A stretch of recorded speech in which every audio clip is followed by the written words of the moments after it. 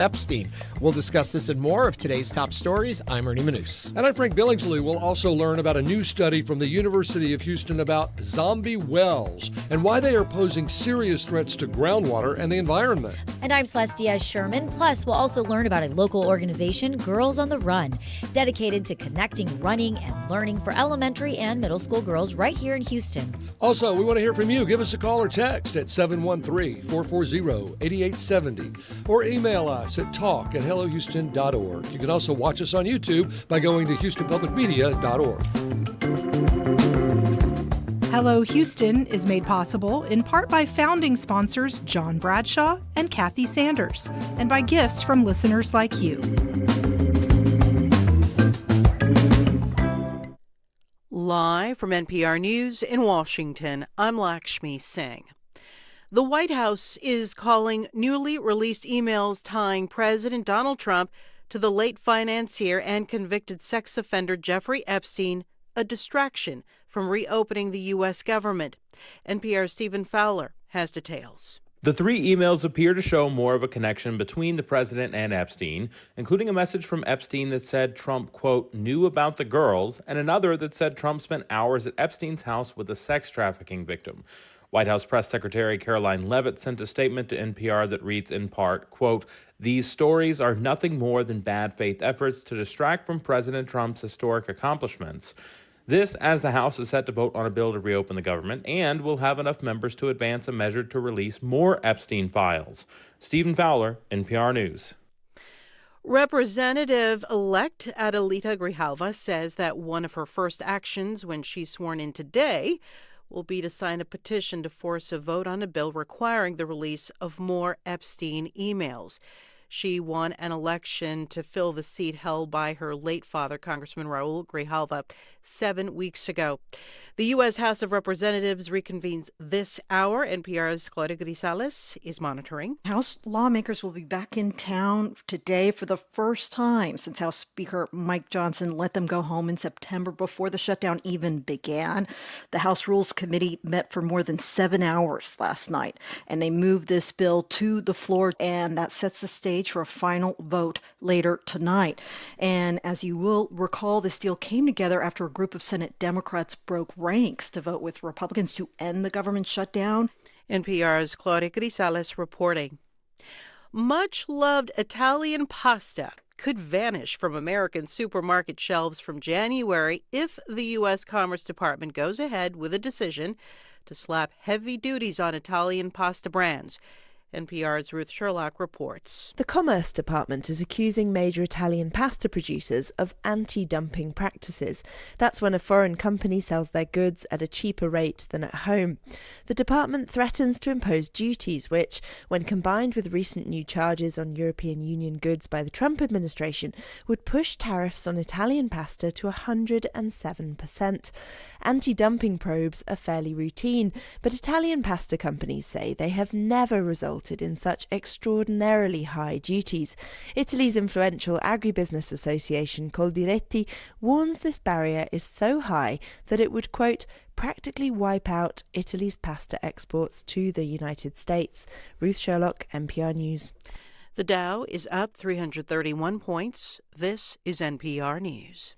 Live from News 88.7 in Houston, I'm Alexandra Hart. Just over 100 people gathered in a small auditorium on the University of Houston campus Tuesday night to hear Lieutenant Governor Dan Patrick and Attorney General Ken Paxton speak.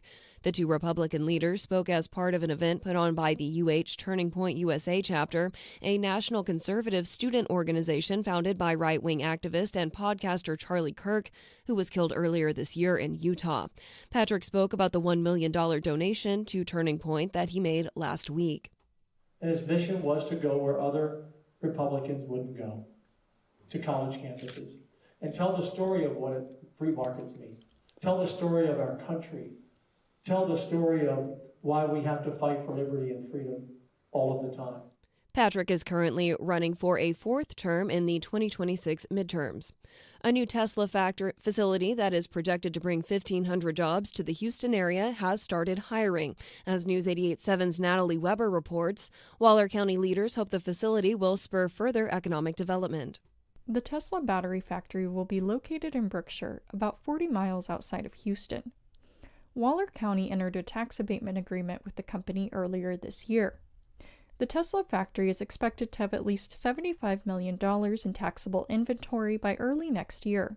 Waller County Judge Trey Duhan says the facility will boost the rapidly growing area's economy. It's going to have a significant impact. I mean, we're talking, tens, if not hundreds of millions of dollars throughout your economy and the community.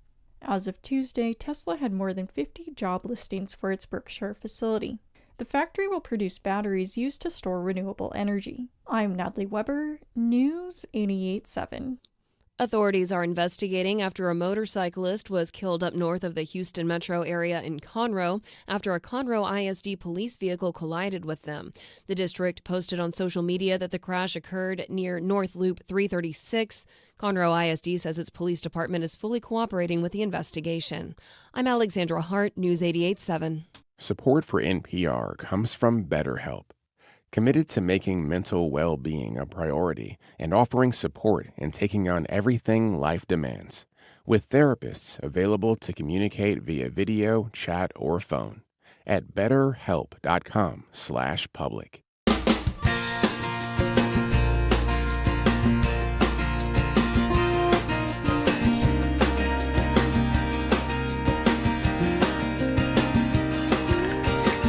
Live from the University of Houston, it's Hello Houston, an open forum on today's biggest stories affecting Houston and beyond. Call now, 713-440-8870, or let us know your thoughts on today's topics by emailing us at talk@hellohouston.org. Now here's your host for Hello Houston, Ernie Manous, Celeste Diaz-Sherman, and Frank Billingsley. We're back, and so is Ernie. I'm back. Every so often, the world gets the better of you, and you just don't feel 100% yourself. Yes. So you take a little breather, but you come back recharged and ready to go. You're never sick. I try. When I do get sick, though, I'm usually down for a bit. Yes. It's like it all builds in me, and then all of a sudden I'm like sick. But I think I was just a little frail because I've been running a lot. Frail. Why does the word frail and Ernie not really go together? What's going on here? I was a little frail. I love a little frail, but I'm back. Frank and I were talking about this yesterday. It just feels like, I think, as we're in the holiday season, schedules get busy. There's a lot of excitement out there. I think there was also... Was it ragweed we decided it was? And I got in trouble. And you got in trouble. Frank got called out. Goldenrod, don't. Okay, I didn't mean to say goldenrod again. All right. Sorry. But yeah, so I think this is we should all take a moment, take care of yourself, drink lots of vitamin C as we head into the flu season, actually. Well, and when you don't feel good, we don't want to be anywhere near you. Yeah, so thank you, Ernie, for and I am not like a cheery, not feel well person. I'm kind of like grumpy. Leave me alone. Get away from me. You're very funny, though. But naturally, yes, I would say that you're a little bit more of like... Grumpy. Not grumpy. You're pleasant. I would say Frank and I are probably the more bubbly ones of the he's crew. Grumpy and frail. Yes, grumpy and frail. Grumpy. I'm so sorry. Hey, listen, did you hear the Northern Lights have been visible last night and again tonight as far south as Conroe and Lake Livingston? I did. You want to know the worst that. thing about that story? Now, I've heard it from you, and before that, I heard it also on the radio, and I feel so cheated I haven't seen it on news so I can see them. Have you seen them? How do they look? I did not see them, but hopefully I can see them from my high-rise tonight. Yeah, get out on your little terrace and be looking up. I know. Well, I tell you what, the weather has been such a treat. So truly, sitting outside and seeing the Northern Lights, I mean, that would be... And why can we see them? Well, we got hit by, it depends on first of all, clear skies, obviously. Right. Okay. But the coronal mass ejections that come from the sun that cause that, I know it sounds a little risque, doesn't it? It was a really powerful one. So therefore, the more powerful, the farther south you can see it. Now, if you happen to miss that, and you want a little preview, remember I talked about the ISS, International Space Station? Yes. Remember the last time it flew over? Is it coming back? Yes. It's coming back tonight. Is it? My kids are obsessed with that now. 6:06 p.m. Okay. Write it down. 6:06 p.m. It'll be visible for 6.5 minutes. Which direction am I looking? Just up. It's going to move from seriously. It's going to move from southwest to northeast, so opposite directions. Okay. Which is terrific. So it'll go right over. Wait, which directions did you say? Southwest to northeast. So just look up. It'll be this bright. Trust me, I can miss anything. I missed it the whole last time. This time I'm going to get out there. And who texted you last time? You did. And you still didn't go out and look. I still Yes. Celeste did. I Now did. I'm her kid's hero. Yes, Uncle Frank will tell us when I went to her house actually, at it should Halloween be and Theo scared. Frank. I went to her kid's house and scared all the the neighbors on living Halloween. daylights out. They're so now still I'm her talking kid's about favorite. that, Ernie. They are still talking about that. I'm Two like, other yes, things. yes. Weather's nice. It's warming Frank's up. moving us along. It's warming up, and I don't know, now that the Hurricane Center is pretty much done and nothing hit the United States. We did very well. And my guy, Dale Link, said nothing was going to hit the Gulf of Mexico, and he was right. But beyond that, I wanted you to know that this was the first year that they really started using AI, and it did a remarkable job, especially Google's DeepMind. So if you want to Google Google's DeepMind, you can get an idea of what's going on there. But it's interesting to me that we're finally going to see some real, effects with forecasting and artificial intelligence. And it didn't just take like everything in history. Like if a storm is formed on this date at this time of day in this location, then it should do that, right? That's sort of like climate prediction. It's almost like it's thinking. It's thinking as each hour goes by, the AI model is saying, okay, let's adjust for this. Okay, let's adjust for that. I know. It's Boy, you scary. bailed being a meteorologist just in time before you were replaced by AI. Well, Tim Heller always said, AI won't replace you. The guy that understands it will. Yes. So I like the meme that I sent to Ernie that said, AI, how can AI replace me? Who is going to eat all of the office candy? Who is going to... Yeah, my job's a secure. whole list. My job is so secure. Steal people's treats. We did get a couple YouTube comments. Lakeisha says, Celeste, I love your hair. Oh, thank you, Lakeisha. Hearts. If did you're you get watching it done us.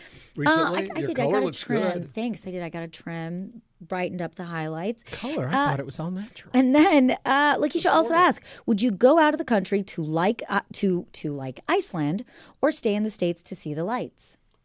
Oh, I could see them here, but they have whole tours.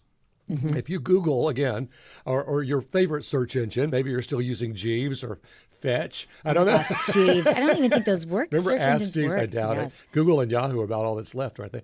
Yeah. If you look online for a tour of the Northern Lights, they can't guarantee it, but you can do a whole tour. It's usually in Alaska, some in Canada, Beautiful. but you can go and they'll put you in the flights you need, the hotel you need on the tour, take you to where you can see them. Again, they're not guaranteed, but tonight it looks like it's going to be even more spectacular than last night, even here in our part of Texas. So you don't even have to go to Iceland. You can see them right here in your own It'd be backyard. fun to go to Iceland. Iceland probably has Northern Light tours, but again, it's one of those things that it's very hard to predict unless it's like happening now. Yeah. But to plan 6 months from now, all they can do is say, statistically, this is when we will see something, but no guarantee. Well, also over on YouTube, I was told I should get some zinc. And the word that I'm looking for, this post comes from Alex says curmudgeon. Am I a curmudgeon? Ooh. I think I want to be, but I don't think I naturally am. No, you're not So I naturally try and be curmudgeonly, but That's it doesn't really Grinchy. A Yeah, I'm curmudgeon. not- You're not a Grinch. No. You know what? Oh my you have gosh, the right amount you- of cynicism. Yes. The right amount. You're like a critic. A critic. I'm the critic. You're the critic. I criticize everyone. If you're wondering where we're getting all these wonderful little tidbits, it's over on our YouTube. If you go to YouTube to watch the show there, in the chat section, a whole bunch of our friends join there every day and share thoughts and ideas, and a whole other conversation goes on, right? And we're getting hint, move along. So we're All going to jump right into the headlines. I'm excited about these today. Texas Attorney General Ken Paxton filed a lawsuit this week against Harris County. Harris County commissioners recently drew backlash for renewing funding for a 5-year-old immigration legal defense program. Last month, Harris County commissioners approved allocating more than $1 million for legal defense services as part of the county's Immigrant Legal Services Fund. This is a years-long program that aims to improve due process in the federal immigration system. The Attorney General's lawsuit names as defendants county officials, Harris County Judge Lina Hidalgo, and each of the 4 elected commissioners, including Tom Ramsey, the lone Republican, and a dissenting vote on the legal defense funding. The 17-page lawsuit claims that Harris County's allocation of public funds to nonprofit organizations, including Baker Ripley and the Galveston-Houston Immigrant Representation Project, violates the Texas Constitution's gift clause. What do you think of this Paxton lawsuit? Give us a call, 713-440-8870. Yeah, well, the most important part of that is that the gift clause is for legitimate public purposes. And Paxton is saying that this is not a legitimate public purpose. And obviously Harris County Commissioner's Court says it is. It's to defend people against, right now, ICE and these sudden deportations. And Paxton is saying, nope, that doesn't work. We're also one of the most diverse cities in the nation. We also, and I think I don't think it's by accident that we are one of the most diverse, hardworking cities in the nation. And we also have a very high level of foreign-born citizens that are here, foreign-born, people that are contributing to Houston. Well, it's a legal defense fund. It's been there for 5 years. I think it's $1.4 million that they allocated for this. And Paxton says they're putting it in the wrong place, that's not where it's intended. Well, for me, the takeaway from this story is how for the longest time, we heard very little about what our Attorney General was doing, Ken Paxton. But as we've headed into the beginning of election season for the next year, all of a sudden we're hearing lawsuit after lawsuit after lawsuit, all on very specific areas of concern, which very well feels like they are establishing himself but for this his started run. last year. I mean, throughout the course of President Biden's administration, Paxton pursued legal action against the administration 106 times. You only wonder how many millions. I think it's 4.5 so far. How many millions of Texas tax dollars he is spending on these lawsuits, just filing them. Yesterday, he was suing Roblox. Last week, he was suing Phil. The amount of lawsuits. Yeah, it makes me wonder. First of all, like you said, how much money and how much is he paying outside counsel to represent? Millions. Yes. Yep. 713-440-8870. What do you think about that? You want to move on to the next story? Sure. I want to get to this one. Okay. Democrats on the House Oversight Committee have released 3 new emails from the estate of convicted sex offender Jeffrey Epstein, and they mention Donald Trump, raising fresh questions about Trump and Epstein's relationship. The correspondence is part of more than 23,000 additional documents the Oversight Committee is receiving from Epstein's estate. This is not the Epstein files that they keep calling for from the Justice Department. Overranking member Robert Garcia says, Oversight ranking member, one email from April 2011, dates are important here, quotes Epstein saying Trump spent hours at my house with one of the alleged sex trafficking victims while calling the Trump situation the dog that hasn't barked. Another message from 2019 cites Trump's knowledge of, quote, the girls, and an earlier request that Epstein associate Ghislaine Maxwell stop, quote unquote. Trump has consistently denied any meaningful connection to Epstein. Meanwhile, the story also ties in here. 50 days after her win in a special election, Rep-elect Adelita Grivala looks set to be sworn in today. Speaker Mike Johnson is expected to administer the oath. On the campaign trail, she promised to lend her signature to a bipartisan petition that would force the House vote to release the Epstein files. She would be the decisive 218th signature, which would give it one more than the nays to trigger the process. What are your thoughts on these emails? On this newest revelation, give us a call, 713-440-8870. Come on, Adelita. Yep. Get in there. Yeah, there's a rumor that he won't do it. Well, until he gets the Republican to do it with her. Well, yeah. My whole thought on all of this is, first of all, there isn't just Trump. And this is the part that I think keeps getting lost in the way it's being reported. Like they want to get Trump, they want to get Trump's name out there. all the names need to be released. Who participated in this? Ghislaine Maxwell and Jeffrey Epstein did not go to prison and all that happened to them because the two of them were running girlfriends for each other. Right. No, it's because there was this whole network of men involved. And we know 2 names at this point that have been, and Trump hasn't had any prosecution toward her or any suggestions other than what's coming out in these that he had anything to do actually with the girls. Anything legal has been cited against him. But Prince Andrew the same way, or now just Andrew Mountbatten. But who are these other men? There's no reason all of this happened for nobody. So I believe, and if it is Clinton and if it is, if Obama's on it, it doesn't matter. If you did this, you need to be held accountable. And so if it's Trump also, everyone needs to be held accountable. This is an outrageous Everybody's crime. in the same boat. Yes, they're all in the same boat. Did you read the emails? No, I did not. Because they don't read like vengeful emails from Epstein. No, they read like just matter of fact. Hey, the dog that hasn't barked is Trump. Yep. And and then one of I think his lawyer says that they're going to in a CNN debate, in the first debate, CNN was going to ask him about the relationship and what did Epstein think that they should maybe ask, and he said, we've got leverage on this guy, and if he gets close to winning, you can use it. So, let me just clarify that particular email. So it was an email between Jeffrey Epstein and Michael Wolff, a biographer who has written a lot about Trump. But what's not being reported in this is Michael Wolff was working with Jeffrey Epstein to write Jeffrey Epstein's, or interviewing him for a book. And there were hundreds of hours of conversations between the two of them. In the course of it, Michael Wolff wrote to Epstein and said, I hear CNN planning to ask Trump tonight about his relationship with you, either on air or in the scrum afterwards with the reporters.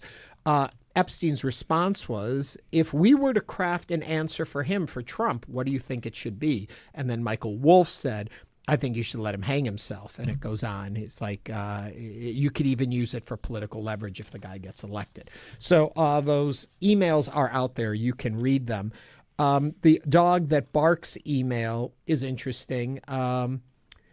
Jeffrey Epstein is writing to Ghislaine Maxwell, I want you to realize that the dog that hasn't barked is Trump, victim's name not there, spent hours at my house with him. He has never once been mentioned. Police chief, etc. I'm 75% there. Not sure what that's in reference to. And Ghislaine Maxwell writes back, I've been thinking about that. The reference of the dog that hasn't barked is that that's what I was going to ask. It comes from a Sherlock Holmes story in which the killer killed someone, but the dog that was there didn't bark because the dog knew what was going on because he recognized his master. So what's saying here, that's what that reference is, the dog that didn't bark. So the dog that doesn't bark is saying Trump is involved in this, yet and Trump knows what's going on. That's why nothing has happened. You can interpret it however you want, but that's what that reference is to, that expression. So it's fascinating to me. I think that we are starting to see the cracks. To go back to Adelita being sworn in, Frank was referencing this rumor that's out there. There was a special election for a Republican in Texas, for Texas 7th Congressional District, that is set for December 2nd. They are expecting a Republican will win that, Matt Von Epps.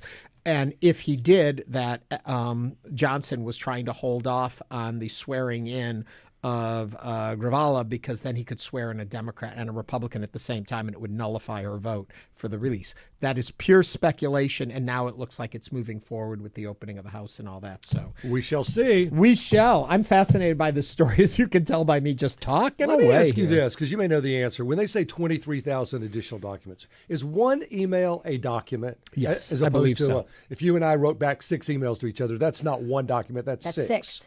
I don't know. I mean, if it's a correspondence where it's continued on a document, like in this one, we have that back and forth between Michael Wolff and Epstein. Are each one of those considered a document? No, because they said they released 3, and that's an exchange. I got to read this one text. Okay. Read it. This is on the Paxton thing. All right. Yes. Ken Paxton, isn't it ironic that the same guy that is suing the Galveston School District for not putting up the 10 Commandments in every classroom is also suing Harris County for helping immigrants? So you use the Bible for show, but don't do what it actually says to do, like help immigrants. I think Jesus would call him a whitewashed tomb. Lupe in South Houston. Interesting. Lupe. I mean, you're going to go out there and say, you got to follow the Bible. But then when Jesus says, love thy neighbor as thyself, you say, well, no, not so fast. Yeah. That's a little too much. Well, it just feels very much that Ken Paxton sues frequently, and he's challenging the state and different federal policies. Obviously, everything that he believes is unconstitutional, illegal, or harmful to Texas, but it feels very much more antic and political positioning than really looking out for what is legal and constitutional. Hit it on the nail on the head. He's running for office, and so now suddenly he's getting his name out there with all these lawsuits. And it's also all falling into the more MAGA or more conservative Republican area agenda of items that they're concerned with, so it helps situate him better for the runoff. I want to do one little wrap, though, up on the Epstein stuff, just to clarify again that the documents that we're seeing that were released by the House Oversight Committee are coming from the Epstein estate. The Epstein estate has had a huge trove of information that has been subpoenaed, and that's what's coming out now. The belief is that the FBI or the federal government has an Epstein file they are not releasing, which is all of the volumes of stuff they have done through their investigations, which is so much more. May duplicate a lot of what Epstein has, maybe new discovery. That's what they're trying to get also released. I say we put it all out there and see what happens. Let's see. It's going to be ugly. Coming up on Hello Houston, we will find out what zombie wells are and why you should be concerned. This is News 88.7.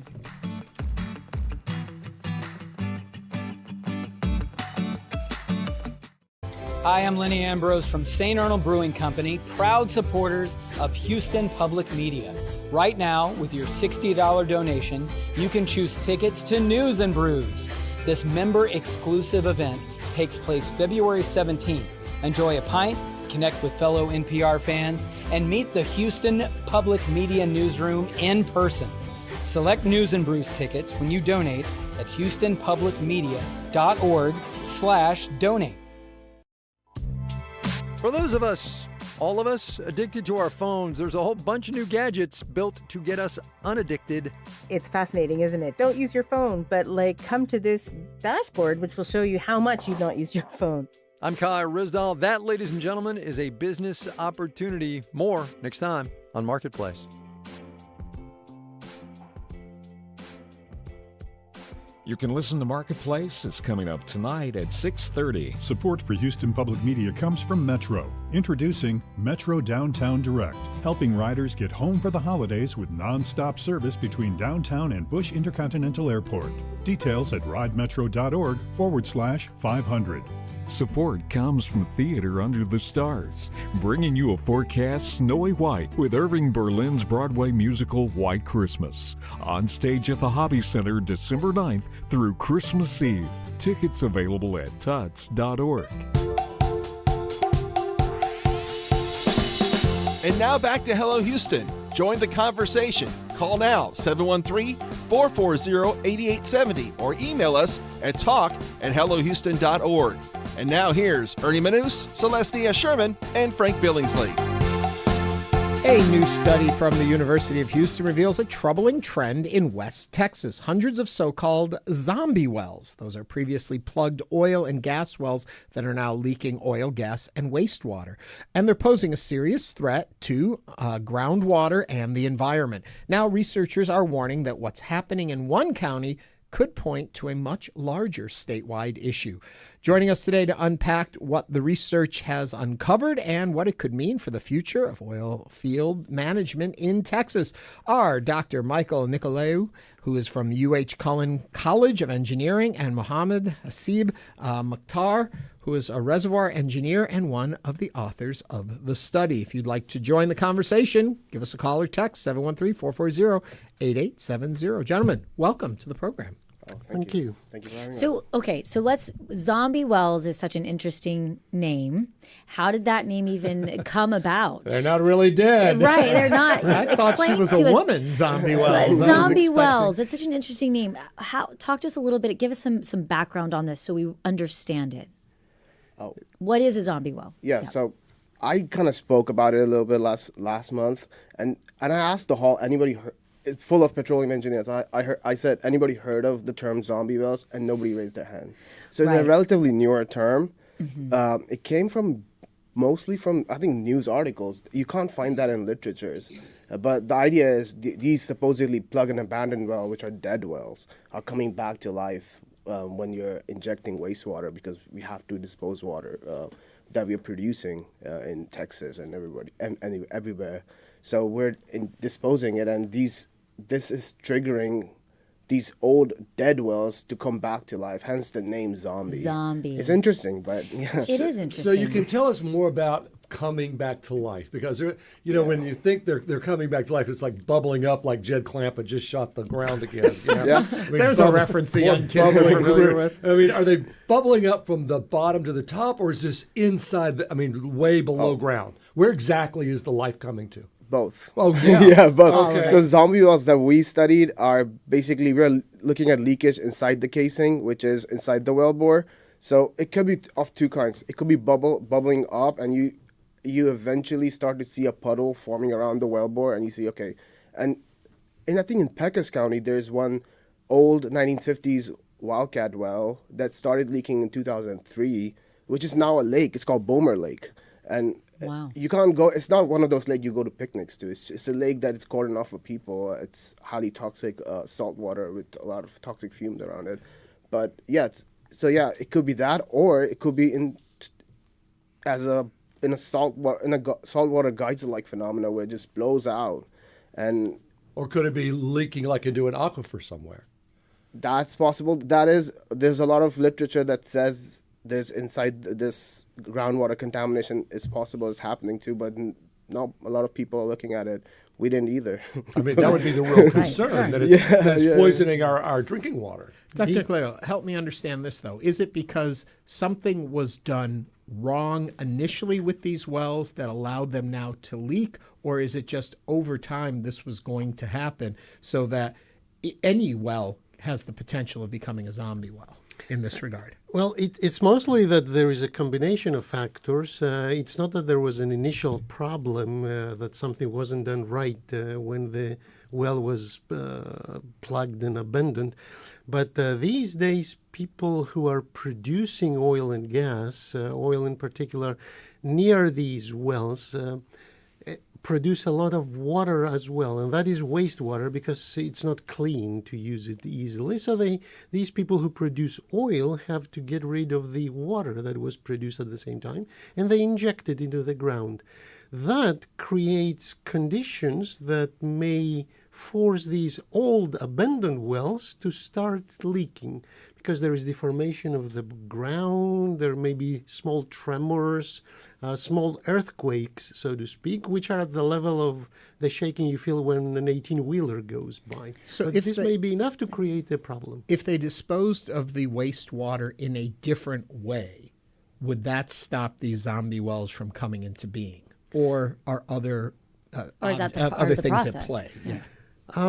Well, there are guidelines on how to avoid overpressurizing the disposed water when they inject it into the ground and mitigate the effects of these small tremors that are generated in this process. But regardless, there is already a situation where the ground has already experienced this deformation, and the deformation may cause these zombie wells to come back to life. Mohammed actually got a good collection of those. Candace, he may say a bit more?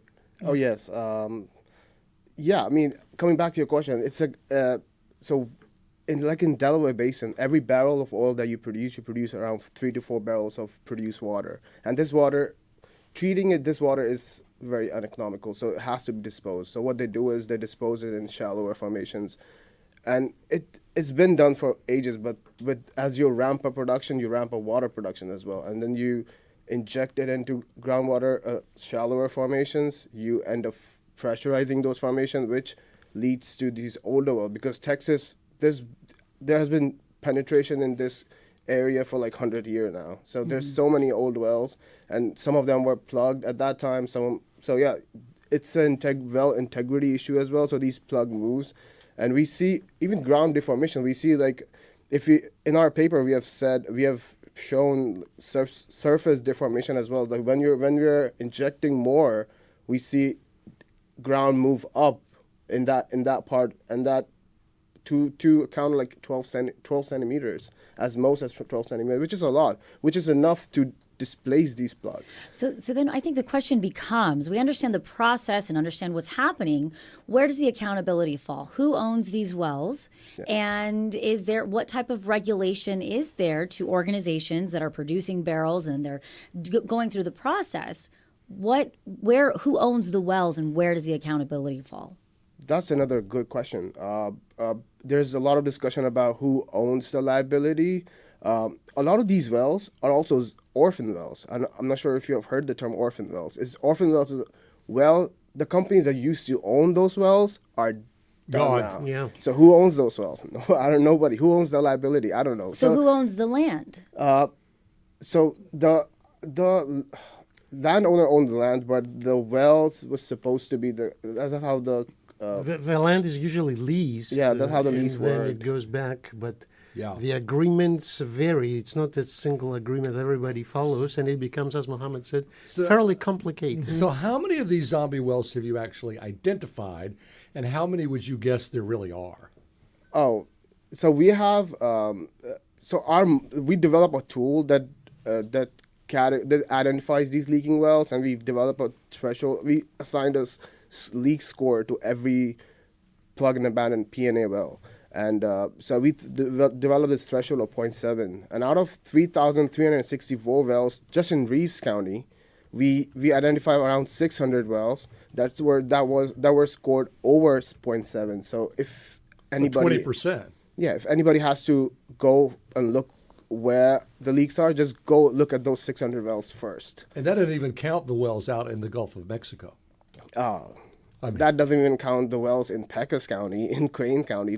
I think there are a lot of wells there too, and Loving County. So how concerned should people be about this? Realistically, should people be saying, you know what, this is something that we need to be talking about more, and this is something that needs to be brought to the forefront? Yes. It's something that needs attention. I wouldn't hit the panic button, but it needs attention. And the good thing is that these days we have tools, either computational tools and information. We have information from satellites. You can fly drones above areas and do a very detailed analysis and all these things. So you can start looking at potential candidates that may create problems with wells coming back to life. And then what do you do about it? You can test the well. There are ways to test whether the plug is still as strong as it's supposed to be, or whether there is a risk, or whether it's leaking already and maybe you don't see it, but pretty soon you're going to actually see the leak. Well, do you replug it? Yes. Yes. Okay. Yes. Okay. There's two ways. Find somebody to own it first, right? Yeah. Usually government takes the bill, so state will. But yeah, you either replug it, or one thing that we are trying our model to predict is, let's dispose the water in a way that we see these problems less and less. Like, let's dispose it in an optimized way. Throw this much volume there, this much volume here, at this rate, and I think that's something we're building towards. Is there any way to clean the water? I'm sure you know water's worth more than oil.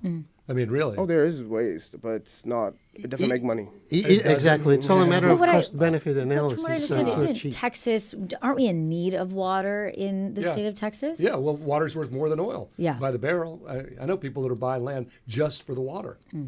But it has to be clean. Remember, our listeners probably know of the hydraulic fracturing, the fracking case. Yes, that's what I wanted to ask you about. Small earthquakes were triggered, but it turned out those small earthquakes were actually triggered by the disposal of the water used during fracking, because you cannot... And that, help it clarify too. We've seen folks in our chat group also saying injecting water is fracking, right?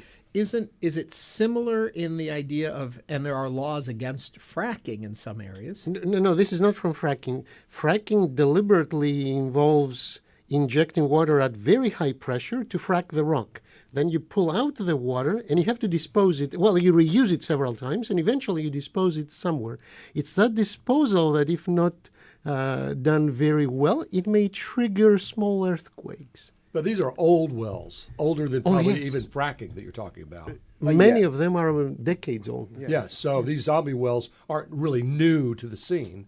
They're abandoned wells, more or less. Yeah, they're old and Not more or abandoned. less, precisely Yeah. precisely abandoned. And that's why they're people, not producing That's why it's anything. hard to find the owner, because they're either dead or broke. Yes. And so it's going to come to the state. But first of all, they've got to be identified. Oh yes. And that's what you're here to do. Oh yeah, that's what we're trying to do. Yes. Yeah. So as this industry continues to grow and they continue to in Texas and continue to put water back into the ground to dispose of it, and more of these wells continue to get infected, whatever is the right term for it. Is that a zombie term? I don't know. I'm thinking about it. Yes. I'm just curious what you see as the end game, because if there's no incentive to the industry to do it differently, how do you motivate them to not? They've got to dispose of the water somewhere. What are other alternatives? How does this change? Well, that is a bigger problem in the area of sustainability and how we use our resources. The disposal of water right now can be done very well without creating serious harm to anyone. And you can even, well, if you want to pay a lot in energy and money, you can even recycle the water. I mean, we have the technology. People in the space station would recycle liquids to have drinkable water for a very long time. So it's well known, but it's a cost-benefit idea. We do have a call if you'll slip your headphones on. Yep, we have a call from Jeff from Northwest Houston. Jeff, welcome to Hello Houston. What is your comment or question for our panelists today? Hey, well, if you don't get the money ahead of time from anybody drilling these wells, you're probably not going to get it, because so many of them go bust or dry, and it's too late. And as far as, asking people to regulate the current wastewater now and stuff like that, again, that costs money. And the current government is pro-business. When pro-business is, we keep as much money as we can, and we spend as little as possible. So good luck with all this. I feel sorry for the people in the general vicinity, because they're going to end up hurting. Well, thanks, Jeff. And that goes along with this question on YouTube. So should we now make having a way to process the water part of the contract to use the land for oil purposes? Like clean up behind yourself? I don't know if that's possible, or if there's economic justification for it. But I think the caller made a good point, and there's discussion like when you give out these leases, a chunk of money is left for the abandonment process. I think that's something that has lagged initially. I'm not sure how these cash flow things work, and I've not looked into it, but there's been discussion on this. The very same problem actually appeared in the chemical industry, the downstream chemical industry, making chemicals and plastics and all that. And they would usually build a plant near a river, and they would dump everything to the river or to a lake. Well, along came EPA and other regulations, and long story short, these plants cannot now dump dirty water or any other waste to the nearby natural resources. They have to clean it up. A similar thing can be done for any other industry, including the oil and gas industry, to the extent that it's done sensibly and preserves resources and justifies economic analysis. Well, do they know about it? I respect the oil and gas industry. I think they try to do a great job of cleaning up after themselves. Do they know about this situation, the ones that can do something about it? Yeah, I mean, more or less. More or less. They That's already a strong know. term around here. They more already or know, less. but nobody wants to. I mean, I don't want to say if they want to take liability, but bigger companies, obviously, they clean up after themselves and they're doing what they have to do. But the problem is much more widespread, and there's so many wellbores that are not owned by anyone. And truly zombie. Truly zombie, yes. They are truly zombies. Dr. Michael Nikolaou is from the University of Houston's Cullen College of Engineering, and Muhammad Haseeb Mukhtar is a reservoir engineer. Thank you both for joining us today on Hello Houston. Thank you for having us. Good luck. Coming up next, we're going to catch up with Girls on the Run, a local organization empowering young girls through running and education. Stay with us as Hello Houston continues.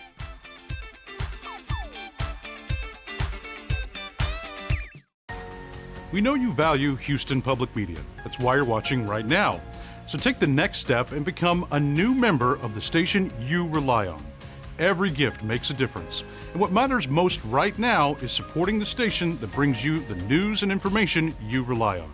It only takes a minute to make a big difference. So join as a new member today at houstonpublicmedia.org/donate or call 800-364-8300. You can hear that tomorrow night at 8. Houston Matters is your essential daily guide to the people, places, issues, and ideas that define Greater Houston. These counties have been growing a lot. I think what has been holding us back is the fact that for 2 legislative sessions, schools didn't really get an increase in funding. If the storm surge comes up the ship channel, that's a nightmare. There's an acceptance at cons that you don't get elsewhere. No judgment, and it's beautiful. I'm Craig Cohen. Join us for the next Houston Matters, weekday mornings at 9 here on News 88.7. I want to make a movie about this. The Arts Hour brings you film. The themes in it are so far ahead of their time. Books. The detail is amazing. Art. There's all the personal stuff. Theatre. Lots of singing and dancing and colours. Music. The dance floor is made for dancing. And everything in between. I want it to be exciting. That's the Arts Hour with me, Nikki Beatty. I really identified with it. From the BBC. The Arts Hour, Friday nights at 9 on News 88.7. Support for Houston Public Media comes from attorney mediator Ron Bankston, providing in-person, video conferencing, and hybrid mediation and arbitration services. More information is available at ronbankston.com. Support for Houston Public Media comes from Baylor College of Medicine. With 125 years of innovation behind it, Baylor has driven progress in health and medicine through research, education, and care that push the frontiers of modern science. And now back to Hello Houston. To comment on any of today's topics, call 713-440-8870 or email us at talk@hellohouston.org. Now back to Ernie Manous, Celeste Diaz-Sherman, and Frank Billingsley. With the cooler temperatures comes the running race season, and you will see lots of marathons and 5Ks popping up around town. And this weekend, many young girls will have their first experience running in an organized race through a wonderful program called Girls on the Run. Girls on the Run is an evidence-based after-school program for 3rd through 8th grade girls that inspires young ladies to recognize their inner strength and increase their level of physical activity. And joining us now to tell us more is Michelle Nasser de la Torre, the Girls on the Run Interim Executive Director. Michelle, welcome to Hello Houston. Hi, Michelle. Hello, I'm excited to be here. Welcome, It's an exciting time. The weather's cooling off, but the girls have been running through the heat. But first, tell us a little bit about Girls on the Run. Girls on the Run is a terrific girl empowerment program. We work with girls in 3rd through 8th grade. They meet twice a week for 10 weeks. They have volunteer coaches from their own communities who pour into the girls and remind them that they are capable of anything they try. And so we connect mental health with physical movement and empowering self-talk. The girls earn critical life skills, such as team building, goal setting, being a good friend, positive self-talk, you name it. And at the end of the season, every team in Houston completes a community impact project, which is a project that the girls identify a need in their community. They develop a project and then they implement it to give back to the community that has supported them. That's amazing. So is this from various schools that participate in this? Yes. We have 76 sites this season. 76. So we have sites in public schools, private schools, community sites. Wow. So how does it all start? You send out flyers, you have representatives there, you go door to door. A little bit of everything, but mostly we rely heavily on our teachers. Where there are programs, they tend to have them season after season. And sometimes when teachers move schools, they take the program to their new school. We pick up the phone and call principals, we call counselors, we call anyone who can support a program at a school. And sometimes we have, just a mom who says, I will coach, or somebody in the community who says, I would love to coach, and then they start a site at a park or at a YMCA or something. What about uniforms? Do the girls have to come up with money for uniforms or some kind of something to wear that, that maybe they don't have the money for? No, not at all. So there is a fee for the program. It costs us money to put on the program, but we are able to offer a sliding scale for fees that starts at $195 at the top end and goes down to $45.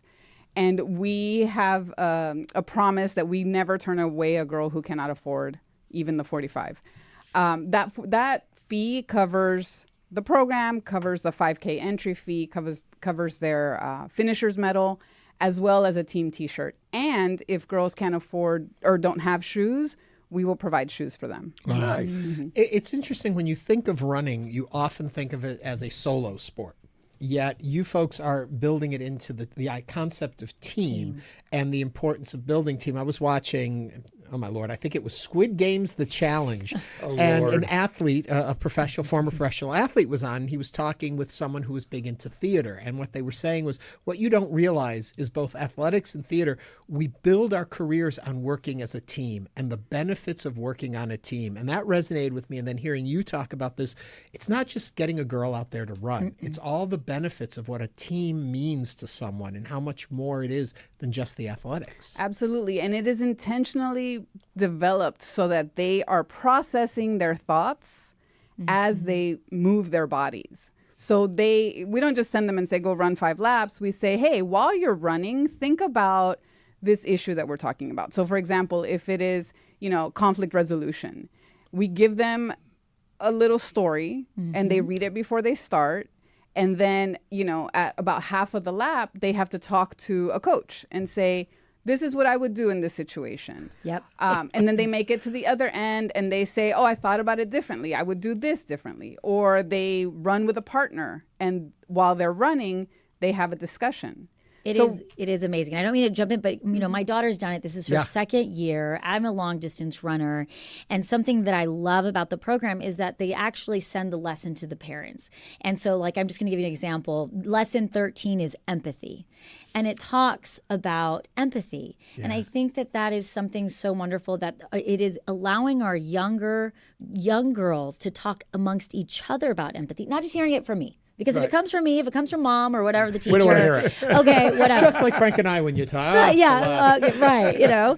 But if it's coming, from a coach or from a friend, and they're walking. I see the girls running in my neighborhood, around the school. It's different. So how long have you been around? That's question one. And have you had feedback from some of the girls that have gotten a little older? Absolutely. So we are celebrating our 25th anniversary. Oh, so you've heard from adult year. Girls that have said. Yeah. We have adult girls, yeah. We've had the likes of Simone Biles at our 5Ks handing out medals. We've been around for a while, and the girls, what we're faced with is staggering statistics for girls today.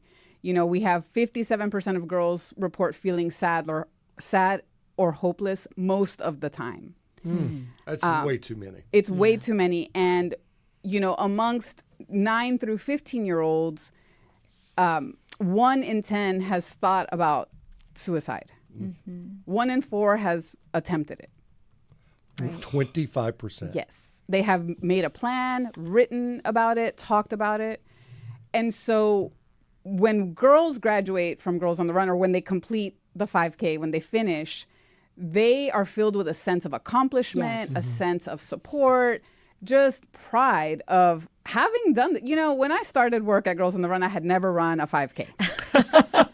And I told my first team, I said, girls, you are doing something most adults don't do. Right. Yeah.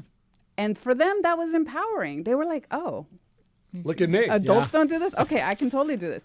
So when we hear back from them, we hear a lot of things. Number one, they're in school more because they do Girls on the Run. They feel better about themselves. They know that they can do hard things.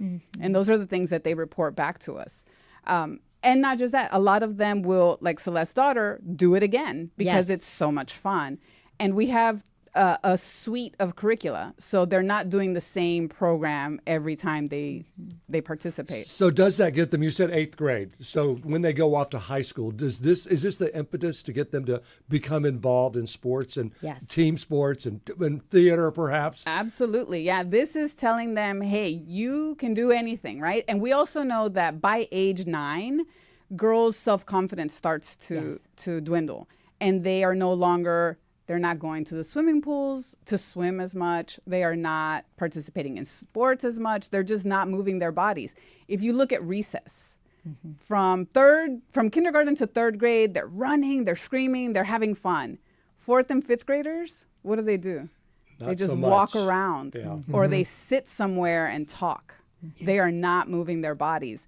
And so Girls on the Run inspires that movement, gets them to like release and have fun. And we get them to yell cheers and chants and cheer each other on. And so they are not only activating their voices and their bodies, but their spirits are on fire. And I think what's also really amazing about it, and I'm obviously a fan of the program because we've been through it, but it takes 0 skill to walk or run.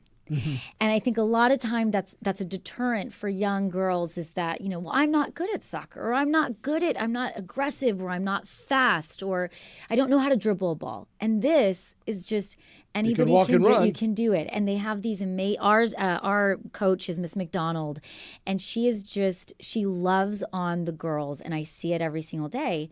I also want to talk about the 5K because the way the community comes out to cheer on these girls is beautiful. It starts at Rice University. Michelle, tell us about it. Yep, we'll be there Saturday morning. We set up at 5 a.m. and you can come and help us do that.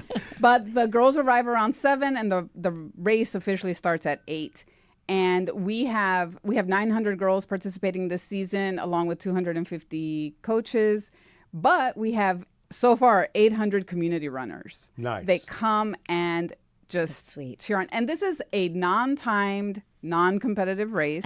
Yes. When we say run, we mean finish. I get now it. You're talking my language. So it's open to anyone, every skilled level. And the beautiful thing is that, runners like their timed bibs and runs. The runners that come to the Girls on the Run 5K are celebrating the girls. Yes. They love it. They might keep their own personal time, but they're okay with the fact that we're not timing the race. Any little boys on the run? There is not Boys on the Run. There is a program called Boys on the Right Track. And we're not the same, but we do share the 5K with them. So we invite them to come and run with us. It's about 2 or 3 teams per season. Oh, that's nice. So if a school wants to get involved that isn't involved, how does that happen? Or if a student or a mom wants to get their kid involved and their school isn't offering this, what do they do? They call us. So you can go to our website, www.gotrgreaterhouston.org, and you can find information on how to start a site, or email me, michelle@gotrgreaterhouston.org. Can you Google Girls on the Run? You can Google Girls on the Run Greater Houston. Okay. Girls on the Run. Find out how to get involved, Everything whether you're is a there. teacher, a school, or a parent or a student. Yep, and we will do the heavy lifting for you. You just have to raise your hand and say we want it. And it is a nonprofit, so all support is appreciated for Girls on the Run. That's great. Absolutely. Great idea. Michelle Nasser de la Torre is the interim executive director of Girls on the Run Greater Houston. The girls will be running this weekend starting at Rice University, so if you want to come out and support, be there. Michelle, thank you for joining us today on Hello Houston. Thank you. And coming up, we'll continue diving into today's top stories. We'll also be joined by Officer Ken Nealy, first vice president of the Houston Police Officers Union, who will tell us about their recruitment call to NYPD officers last week. Stay with us for the second hour of Hello Houston.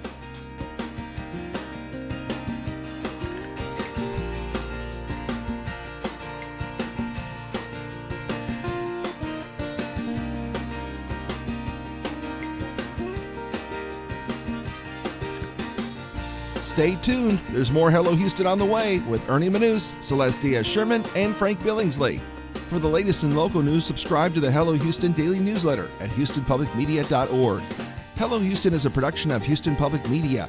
The opinions expressed by the guests of this program are solely their own and do not represent the views of management, staff, or underwriters of Houston Public Media. This is News 88.7.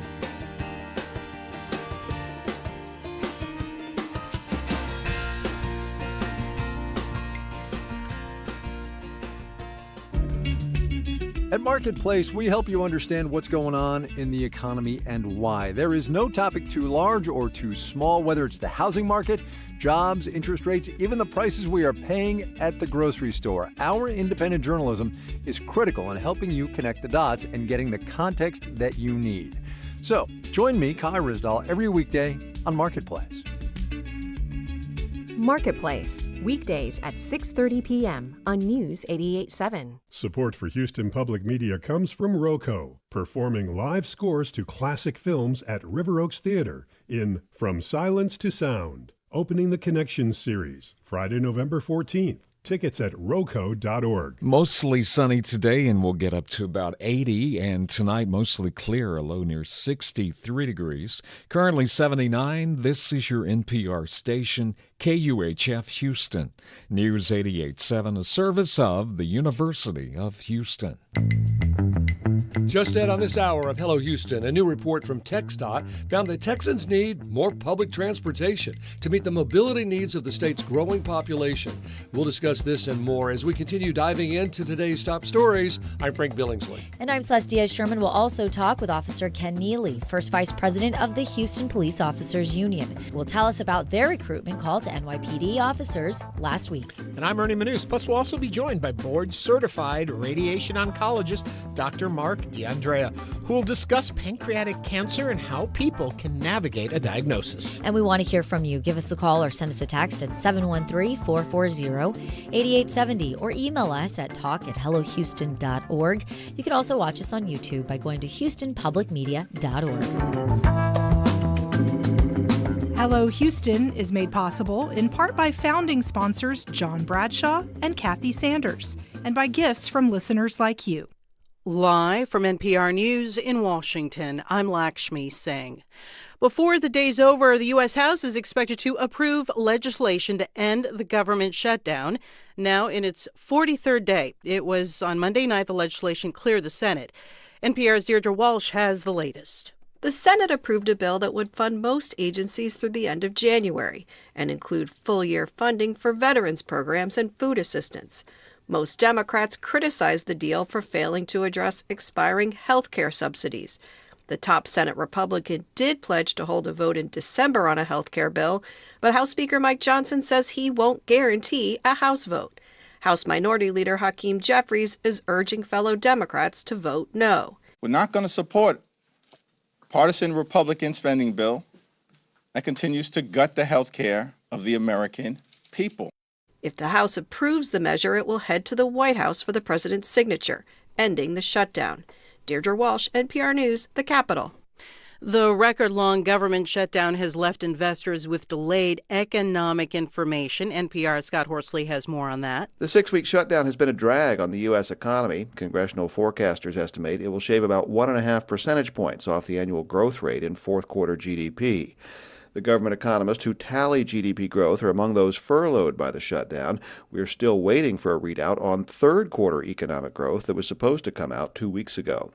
One of the first economic reports we are likely to see once the shutdown ends is the September jobs report. That was nearly finished when government number crunchers were told to stop working. Stock in computer chip maker AMD opened higher after the company offered a rosy sales forecast driven by the growth of AI data centers. Scott Horsley, NPR News, Washington. The Israeli president's office says it's received a letter from President Trump urging a pardon for Benjamin Netanyahu in the prime minister's corruption trial. Netanyahu was indicted for allegedly receiving hundreds of thousands of dollars worth of gifts from businessmen. He denies any wrongdoing and has pleaded not guilty. NPR's Lauren Frere reports. Here's part of what President Trump said in a speech to Israel's Knesset last month. Mr. President, why don't you give him a pardon? Now, in a letter released by the Israeli president's office, Trump repeats that, writing, quote, "I hereby call on you to fully pardon Benjamin Netanyahu." He calls Netanyahu's prosecution political and unjustified. Israel's mostly ceremonial president does have the authority to pardon some criminals, but an official close to his office who isn't authorized to speak on the matter tells NPR you can't pardon someone who hasn't been convicted, and notes the Israeli president has urged Netanyahu and prosecutors to halt the trial and strike a deal. Lauren Frere, NPR News, Tel Aviv. At last check on Wall Street, the Dow Jones Industrial Average was up more than 400 points. This is NPR News. Live from News 88.7 in Houston, I'm Alexandra Hart. The Houston City Council will consider banning homeless people from sitting or lying their belongings on sidewalks across the greater East End today. The proposed move comes as law enforcement officers ramp up citations of homeless people where the rules are already in effect. News 88.7's Dominic Anthony Walsh reports. Police officers issued nearly 1,000 citations for sidewalk obstruction in the 3 months since the last expansion in the central urban core. Traswell Franklin says he's noticed the increased enforcement. He received 2 citations over the summer and was fined more than $500. He says the city should prioritize services and housing before enforcing the sidewalk laws. Let's get the resources up and mobile before you try to administer an ordinance or a law or anything that you don't like, you want to enforce. The proposed expansion of the ordinance to the East End comes as the city prepares to open a homeless services center in East Downtown that could temporarily shelter up to 320 people at a time. I'm Dominic Anthony Walsh, News 88.7. Sales of consumable hemp products with some THC in Texas may soon be coming to an end. That's because a provision is included within the federal spending plan to reopen the government that would essentially outlaw the products nationwide in states where marijuana is illegal. The new laws wouldn't go into effect until next year, and Nancy Sims at the University of Houston said it would be difficult to reverse. Even if the hemp lobby comes in strong next year, that alcohol lobby is also going to come in strong, and they want to see hemp banned. Sims was a guest on Houston Matters this morning. This comes after the state defeated a THC ban proposed by Texas Republican Lieutenant Governor Dan Patrick during the special legislative session earlier this year in Austin. After a brief cold snap earlier this week, we've got warm days ahead. Highs will be in the 80s for the rest of the week. Right now, it's 79 degrees on the University of Houston campus. I'm Alexandra Hart, News 88.7. Support for NPR comes from NPR stations. Other contributors include Progressive Insurance, where drivers can compare direct rates using Progressive's rate comparison tool. Customers can see options and rates side by side. More at Progressive.com or 1-800-PROGRESSIVE.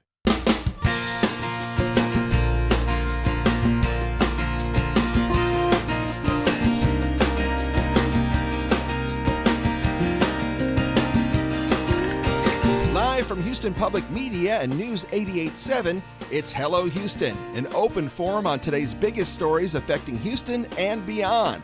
Call now, 713-440-8870, or let us know your thoughts on today's topics by emailing us at talk@hellohouston.org. And now, Hello Houston with Ernie Manous, Celeste Diaz-Sherman, and Frank Billingsley. We're back. Welcome back. Again. That was a packed hour. That was really interesting.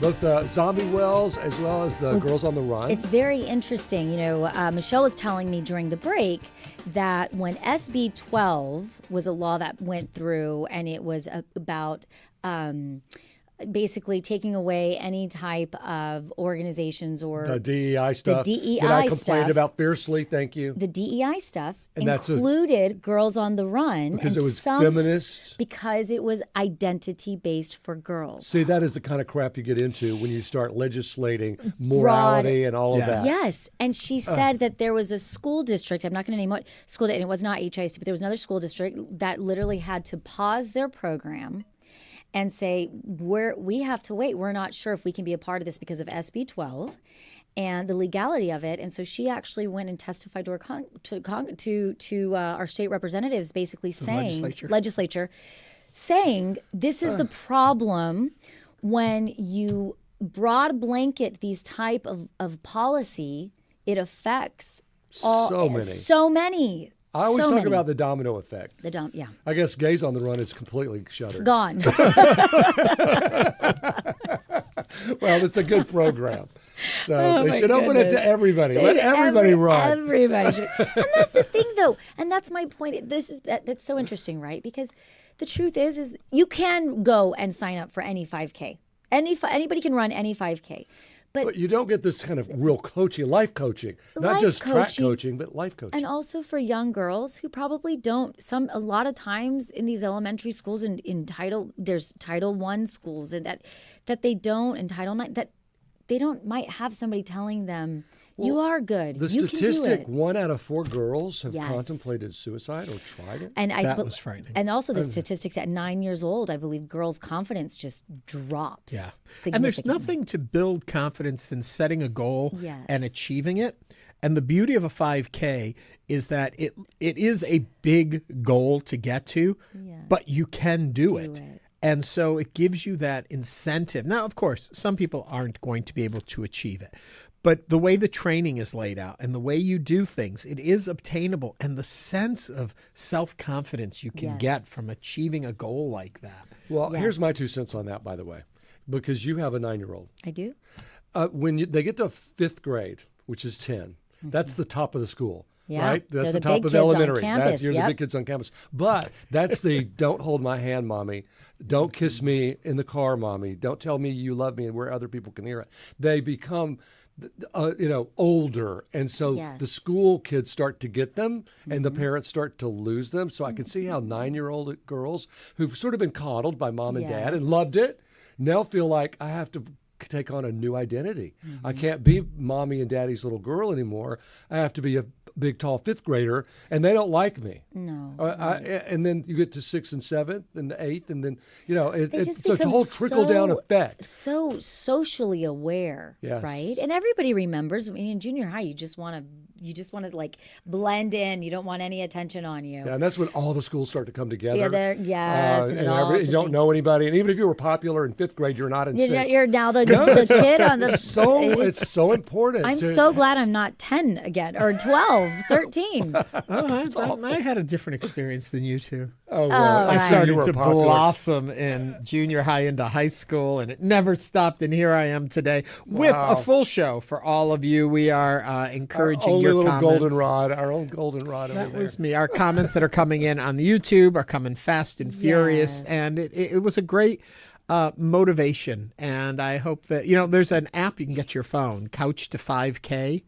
Which is just like it gives you obtainable amounts to do each week so you can build up to running a 5K. And it is doable. Yes. I've never made it past the 3K point, but I really want to get to that. And we're even talking about running. There are some groups that walk. And, more than ever, we need to be outside, moving our bodies and resting our minds. It's a lot. And 5K is basically 3 miles. Yeah. And that's the loop at Memorial Park. Yep. So if you want to know what that feels like or you want to practice for it, you want to get out there, just run the loop at Memorial Park. You'll get 5K. Know what? If you want to start walking or running, email me. My email's on there, and I will meet you at Memorial, and we can go for a walk. You go every day? Run.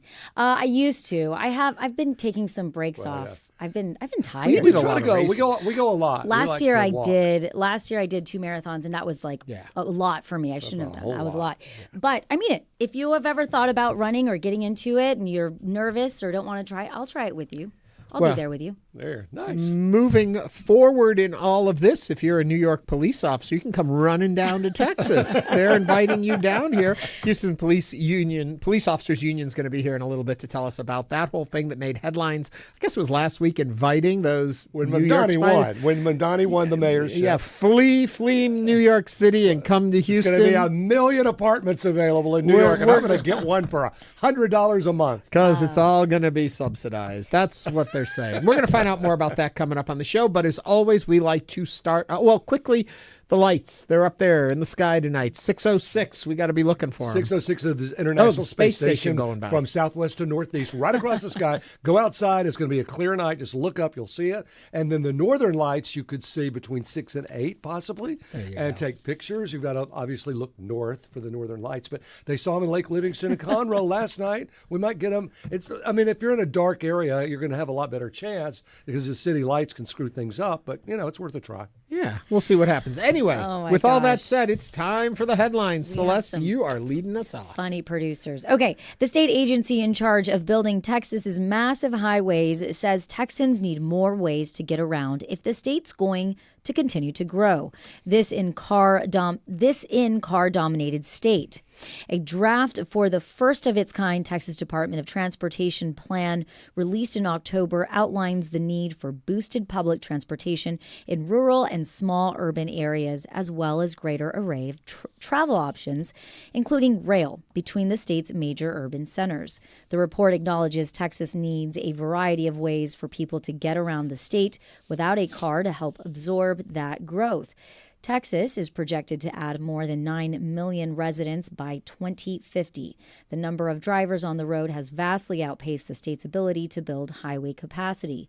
Meanwhile, millennials and Zoomers in the state's major urban areas want more transit options, while older Texans in rural parts of the state may increasingly need it owing to the rising cost of car ownership. What do you think? Does Texas or Houston need more ways of public transportation, or will we always be a car-dominated state? And do you have solutions to help? Now is the time to join us. Give us a call or send us a text, 713-440-8870. You know what the problem is? We have lots of parking.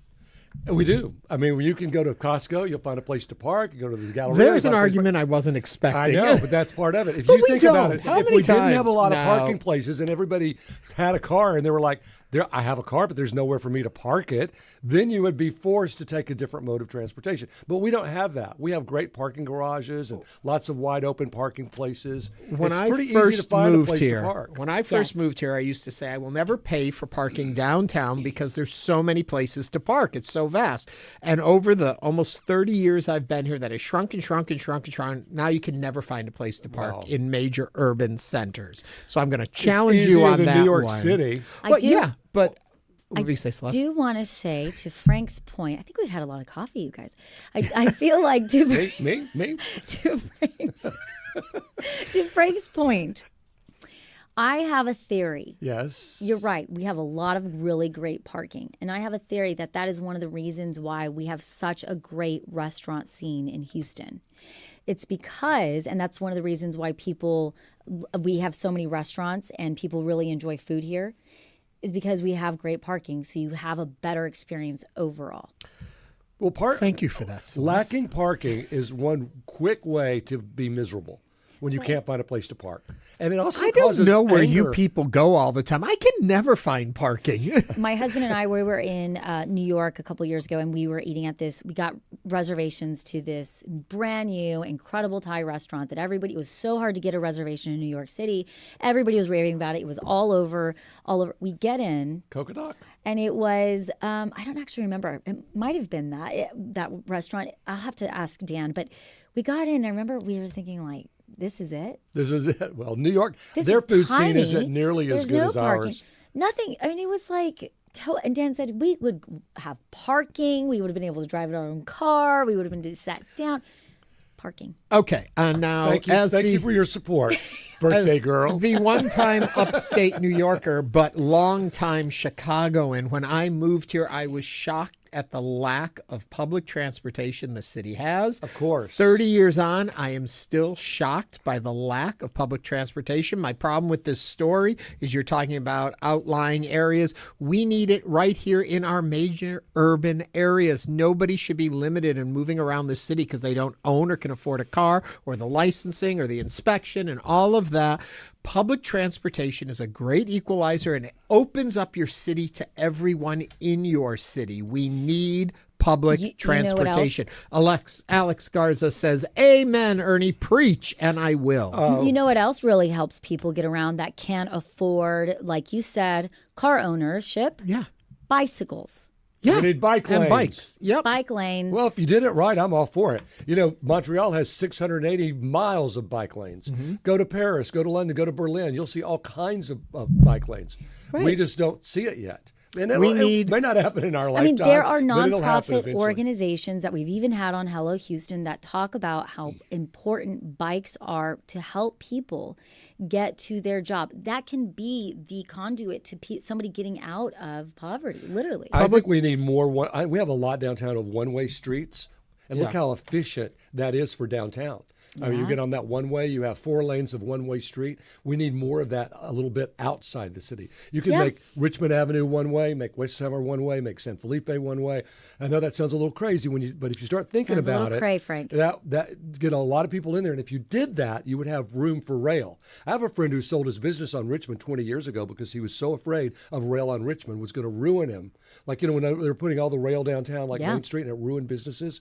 He sold his business because he was afraid it was going to ruin him. And there's still not rail on Richmond. You know what? You're going to break some eggs to make an omelet. When they first laid out public transit for the rail in this city, they were so worried so much money came in to push the rail to places that would affect the less desirable areas. There should have been rail from the airport, from Bush, down to the which is now NRG. They should have had it from center of the city out to the Galleria. You should have connected the major hubs, and that's what the plan should have been. But so many people were opposed to rail on Richmond because they were worried in the short term what would happen. Instead of looking, there needs to be, and I don't know if they've done this now, but years ago they need to take a pause and they need to really lay out what is truly where people need to go and where do you need to move people. Revitalize your downtown. There's no money for all. I also think, though, we as Houstonians, we really love to talk about public transportation. I don't think, and I'm going to put myself out there, I don't think culturally we could do it. That's only because you don't have it and you don't do it. But we do have forms of it. And we still don't do it. And we still don't do it. Because it doesn't take you where you need to go. I've been on the I don't know what we call it, the rail, the train. I don't disagree with you. But now they have those little golf cart looking little cars that are supposed to be exactly that. They connect you between the space that the metro won't get you to, because that's one of the big concerns, that the bus stops are so far away from each other. It doesn't work for rush hour commute. It wouldn't replace getting to work stuff. It's not reliable. There's not enough of it. Yes, it's a step in the right direction, but if there is not a major overall plan, instead of still more argument about how we can expand and widen more highways, eventually you can only widen them so far and you have no land left. You just have highway. That's where we're headed. We need to stop, pause, and redesign our entire public transit within city limits. Well, we keep sending people out of the country. We're not going to have anybody to build it. That's a whole other issue. But I will tell you, we didn't address the state issue. We didn't address the state. Well, I want high rail, speed rail, whatever the term is, from here to Dallas. High speed rail. Thank you. I want it from Houston to Galveston. I want it from Houston to New Orleans. I want it to Austin. Dallas. San Antonio, I think the whole place should be interconnected on high-speed rail. But when you get where you're going, there better be public transportation to get you around, or the same thing's going to happen. Yeah, I get there, but then I need my car. Texas is just, I don't think we are that. I just don't think, I think we have a little bit of an identity crisis where we really want to be those people that just hop on and hop out. Well, even like where they've done it, you look at L.A., the traffic on the 5 is still horrible. Yeah. You go to Atlanta, you know what? They don't even. We have breaks in our traffic, like late morning, early afternoon, evening. Not in Atlanta. It's busy every hour of the day. LA is the same way. Unless you're after 11 o'clock at night. That's about it in LA. No, so there are so many of these cities that have actually incorporated rail, like the MARTA and in LA, even they've incorporated. San Francisco has pretty good rail. Of course, they have no parking in San Francisco. Yeah, but San Francisco's so beautiful, you want to walk. Well, and it's cool all the time. And it's cool. We don't have a walkable city. We don't have public transit. We're just going to keep adding more. We also have showers, raining all the time. Chicago's traffic is horrible, and they have the L and have for years. That is true. I lived in Chicago, what was it? I don't even know how many years. I didn't own a car. I took the bus or the train. Everywhere I went, nothing was off limits to me unless it was far out in the suburbs, and then I found a friend who had a car to drive. But we could get anywhere. And now it's even more massive. And I could get to the airport. When I go into Chicago to visit today, I don't rent a car. Get the train right at the airport. Takes me right into downtown, right into the neighborhood where I used to live. I can get around. It's connected. That's Manhattan. That's Chris Fitzgerald 8124 says, I often try to get folks to meet me to take the train to the museum or downtown. Never any takers. I guess they're afraid. I've never had a problem. That's my point, is that I think that in theory, we like to think, oh yeah, we're public transit. Are we? Maybe we're just not those people. Yeah. Well, we may have to be at some point. I'm going to get off my soapbox now and come back to me. I guess that curmudgeon we were talking about in the first hour about public transit, and Ernie came out. You hit the button. I think we need it. I loved it. I lived for it. I had my bus pass. Even when I went to school, my first part-time job, I had to make sure every month I had my money for my bus pass, and my bus pass could take me everywhere, and I felt alive in a city. Yes. Well, rah, rah, rah. We still don't have it. I will tell you, there is one thing, public transport, not public transport. I got to tell you, I do love our city very much. I love Houston for what it's worth. Okay. Thank you, Miss Coming Little up Sunshine. on Hello Houston. You know what? Hold on for a second. We got some calls coming in, and so we're gonna grab those in a second. But Celeste, the cities you've grown up in, have you ever been in a city that had a strong public transit system, a robust system? No, I grew up in Brownsville, Texas, South Texas. Right. No way. No, and it's not even really that walkable. And then I lived in Australia. I lived in Perth, Western Australia. How was theirs? There lots of walking. Yeah. Did lots of walking, but also it's a pretty spread out area. There's a lot. Perth, Western Australia is actually the sister city to Houston because there's a lot of connection there. And I also lived in Monterrey, Mexico. And in Monterrey, all I think if you grew up in a city that had the interconnectivity, you would. Well, Birmingham, Alabama didn't have that either. Here's a call from Eileen from Memorial. Hi, Eileen. Welcome to Hello Houston. Thank you so much. Ernie, you are absolutely right. I moved here from Washington, D.C., and I found it to be a travesty that a place this large and this cosmopolitan did not have a metro system. There should be a metro system that takes us from Houston to Dallas to Austin to San Antonio. I should be able to get off of the airport at Bush and get right downtown on a metro system. It's unexcusable. If we want to be the biggest and the best and attract more international events here, people that are coming to visit, you're going to have a major metro system, period, point blank. Eileen, join me as we preach. Thank you for that. I don't agree disagree 100%. with her. I don't disagree either. Yeah. It's just we can't go underground like the metro in Washington or the subway in New York, because that's impossible. Yeah. So we've got to be above ground like the L in Chicago or the MARTA in Atlanta, and then you've got businesses that are going to go bankrupt while you're doing all that. We also flood. And we also flood, so you got to go way up. We can go up. 713-440-8870. Carrie from Northwest Houston's online. Carrie, what are your thoughts?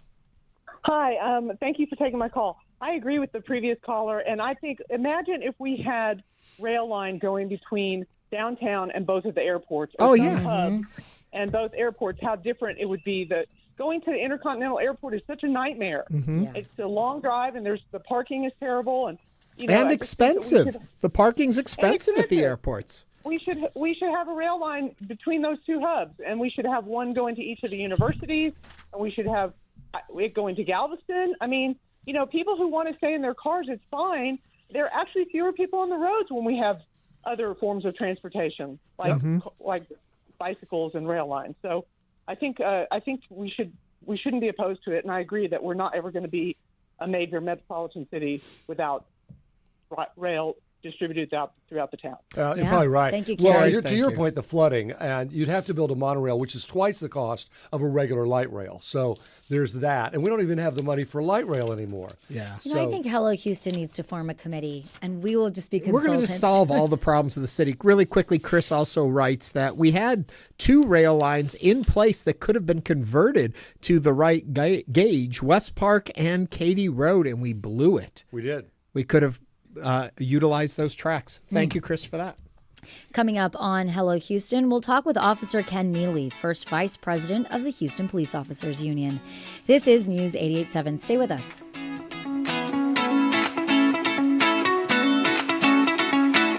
Hi, I'm Michael Schaefer. My partner Ellen and I have been proud supporters of public radio and TV for decades. We really would be lost without our daily fix of unbiased national and local news, cultural programming, and great entertainment. But with recent federal defunding, stations like Houston Public Media face real challenges. Now's the time to step up. Give now at houstonpublicmedia.org. Thank you. Favorite podcast platforms. On Fresh Air, you'll hear conversations with entertaining people like Nancy Cartwright, the voice of Bart Simpson.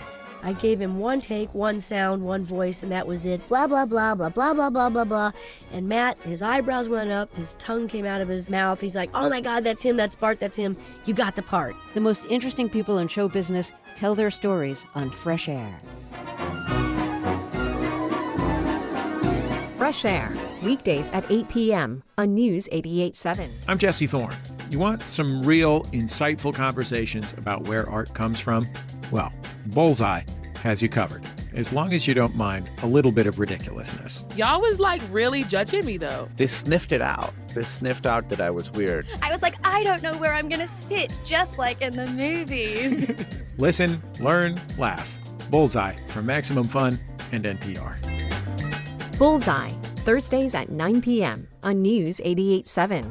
Support for Houston Public Media comes from the 45th Annual Houston Ballet Nutcracker Market, starting tomorrow at NRG Center. Houston Ballet Nutcracker Market, a shopping destination for the holidays. Tickets available at NRG Center and Ticketmaster.com. Houston Public Media is a service of the University of Houston and is supported with your gifts to the Houston Public Media Foundation. More information available online at houstonpublicmedia.org/donate. And now back to Hello Houston. Join the conversation. Call now 713-440-8870 or email us at talk@hellohouston.org. And now here's Ernie Manous, Celestia Sherman, and Frank Billingsley. Last week, after Zohran Mamdani won the election to be the next mayor of New York City, the Houston Police Officers Union put out a statement inviting NYPD officers that wanted to leave New York over Mamdani's win to join the police force here in Houston. And to tell us more about why they put out this recruitment call, we welcome Senior Police Officer Ken Nealy, first Vice President of the Houston Police Officers Union. Officer Nealy, welcome to Hello Houston. Well, first of all, thank you for having me on the program today. Thank you so much. Well, we're glad you're here. So what exactly was the offer made to the New York Police Department, and why was it made? Well, it was made in response a couple of reasons. The Houston Police Department, we're about 1,200 officers shy of our operating goal that we would like to be at. Currently, we have about 5,200 officers on our police department. We'd like to be around 64 to 6,500 people to fully serve our community of 3 million people that we have on a daily basis. We made that offer. We recently signed an incredible contract for a pay raise for our officers, which is epic throughout the United States. And we thought this was a great opportunity to possibly get some more officers to come down to Houston.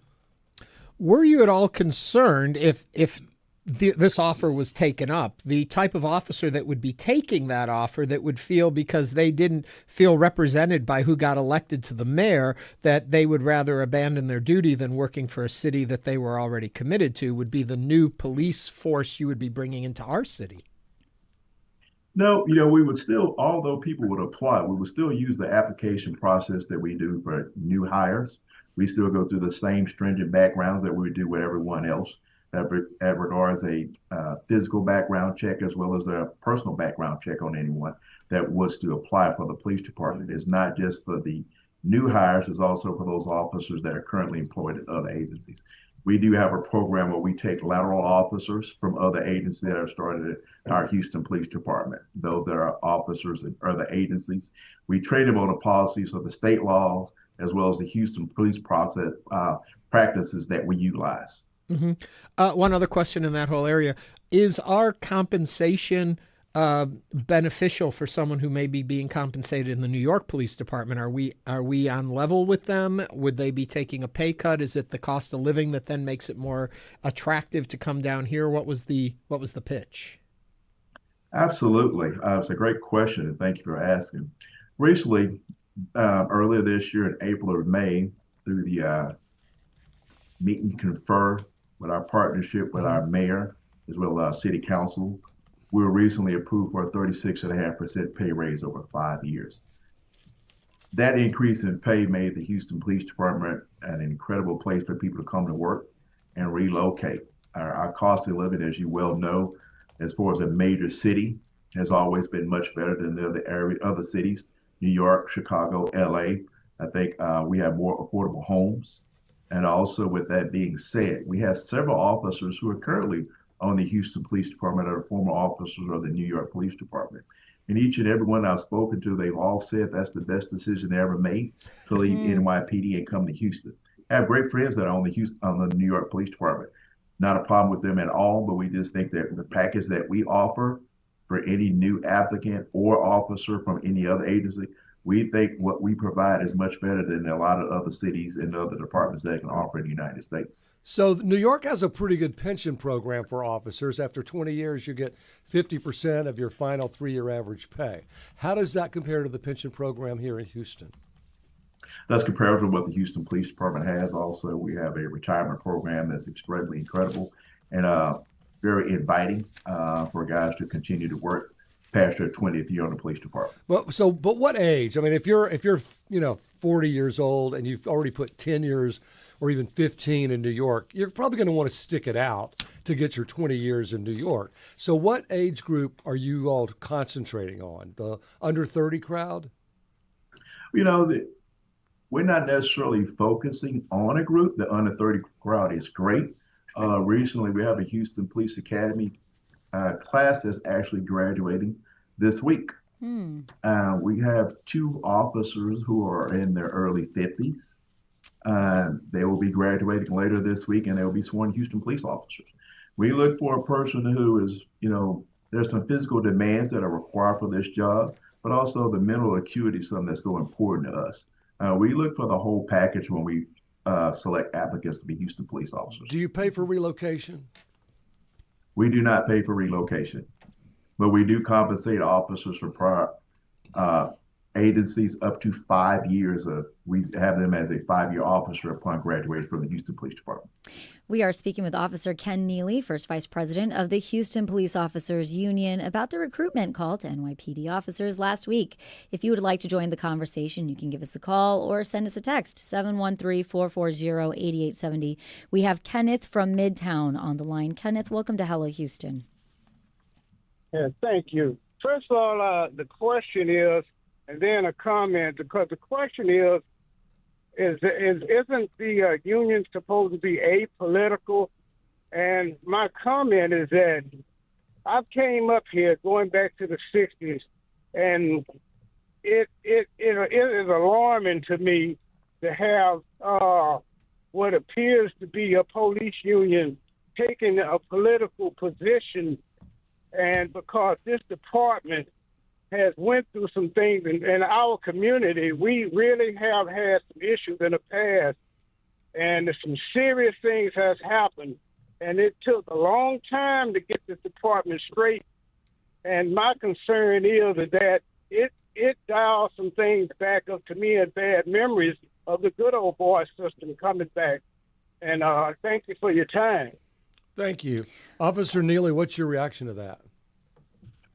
Well, that's a pretty good point that he brought up, but he also has to look at currently in the year 2025, the Houston Police Department is a very progressive police department. We're a very diversified police department. And as we move forward in serving our community, we try to look at the best served practices for everyone involved, not necessarily somebody's race. Has anything to do with a political preference or being political in our decision. We just realize as a city with more than 3 million people, sometimes 3.5 million on a day-to-day basis, we have a mega event coming up next year with the FIFA World Cup, when we're going to have hundreds and thousands of people in the city of Houston next summer, within the next 8 to 9 months. We also realize that we're 1,200 officers short. We want to be able to provide a safe and secure environment on a day-to-day basis for our residents. But also we want to showcase our city as a global city, because this is going to be a huge epic event next year. And we want to make sure that everyone is safe when they come here. We've hosted so many events in the past, Super Bowls, NBA All-Star games, Major League Baseball All-Star games, Final Fours, but nothing of this magnitude has ever been in Houston on an extended amount of time. And by having officers in place, we think that's going to be the best thing that we can do to make sure showcase our city as a safe city and a city that's progressive. Well, I think his implication is that what you're saying to police officers in New York is, hey, if you don't like the Democrat mayor, come here. That seems like what we're trying to do. That they would be disgruntled against Mamdani and might want to get out of that whole sphere of political influence. I think that's what he means. That may be his concern, but that wasn't our focus. Our focus is, we know there's always concerns when new regimes take over in large cities. Mm-hmm. He's made statements in the past that I think ruffle some feathers in New York. And we saw this as an opportunity to possibly get some great quality men and women to already augment our Houston Police Department.